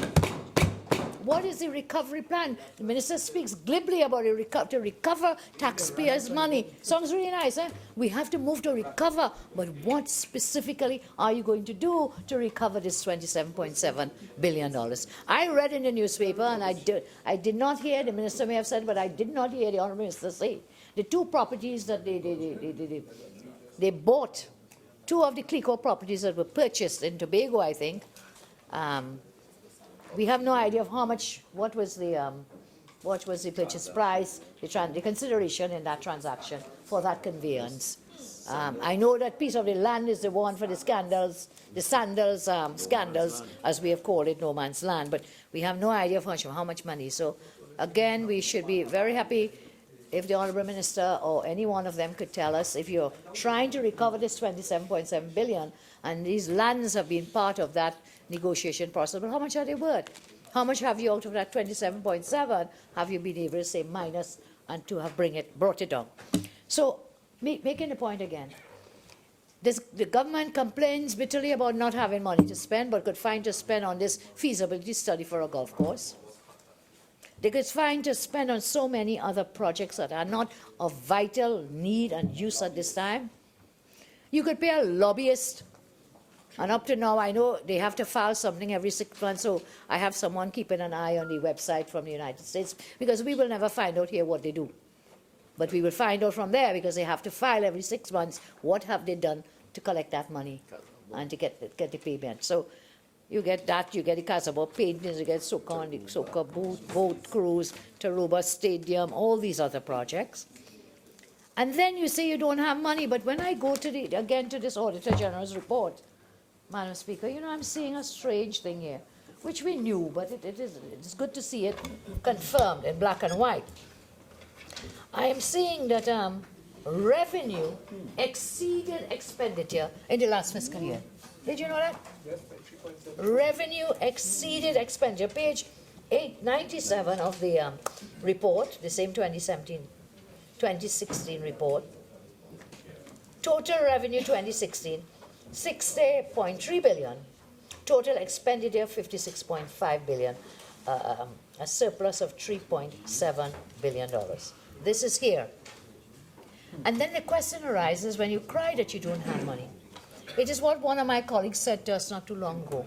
It is not that they don't have the money. It is not about dollars. It is about the cents. It's not about the dollars. It's about the cents. So you have the money. You cry you don't have it, but then you don't spend it. Tell us why.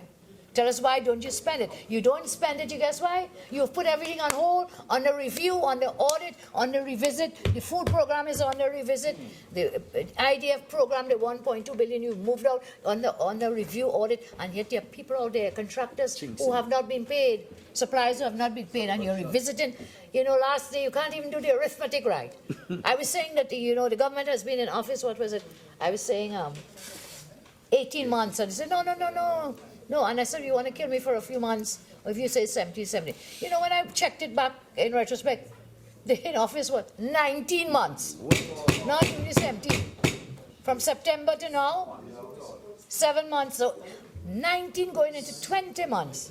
And they're still reviewing and revisiting, and in the meantime, further contracting the economy as they shut down on expenditure, as they shut down on projects. I do not remember in my 20-plus years in this Parliament, and I'm stand to correction, where it is that you have $1.2 billion being moved out in a mid-year review from the Infrastructure Development Fund for the development of capital expenditure in our country.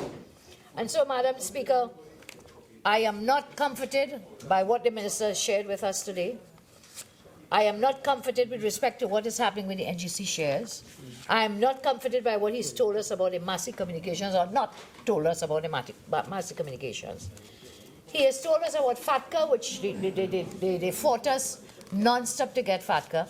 And now today I'm seeing those same bankers who refuse to meet with the opposition on a matter that is affecting citizens with respect to bank fees and charges, Now they don't want to meet with the business community. I leave that alone, but I believe the Honourable Minister of Finance has a duty as a Minister of Finance to look after citizens when it comes to the gorging of fees that are going on with respect to banks, and I'll come back on another day to deal with that matter. I'm sorry. After tea, yeah. Well, I'll take it after tea, yes. Then, Madam Speaker, on the issue of the, I made these headings, APO, FCB, gambling, on the Revenue Authority. Well, the Auditor General has been very clear. In fact, has pointed a way for the government to make money without raising taxes, yes? And when we look at the Auditor General's report, the Auditor General tells us, you know how much money is owing, outstanding monies? Several billions of dollars, 45 billion, yes? Did you know that? Owing to the government for taxes, income, revenue. The Auditor General provided the government with this opportunity to run the country without taxes. Page 56 of the report provides the consolidated statement of arrears of revenue. It is revealed that the government has some $45 billion in outstanding arrears to collect as of September 2016. This figure is 5.3 billion less than the 15 figure, and so it seems maybe they collected 5.3 billion. Clearly, an aggressive pursuit of these areas together with improving tax collection is needed. And then the minister comes to us to tell us about the Revenue Authority. Yes. It is now 4:30. I suggest we take the suspension now. You have remaining 38 minutes and 31 seconds to complete. So this House is now suspended. We return at 5 o'clock.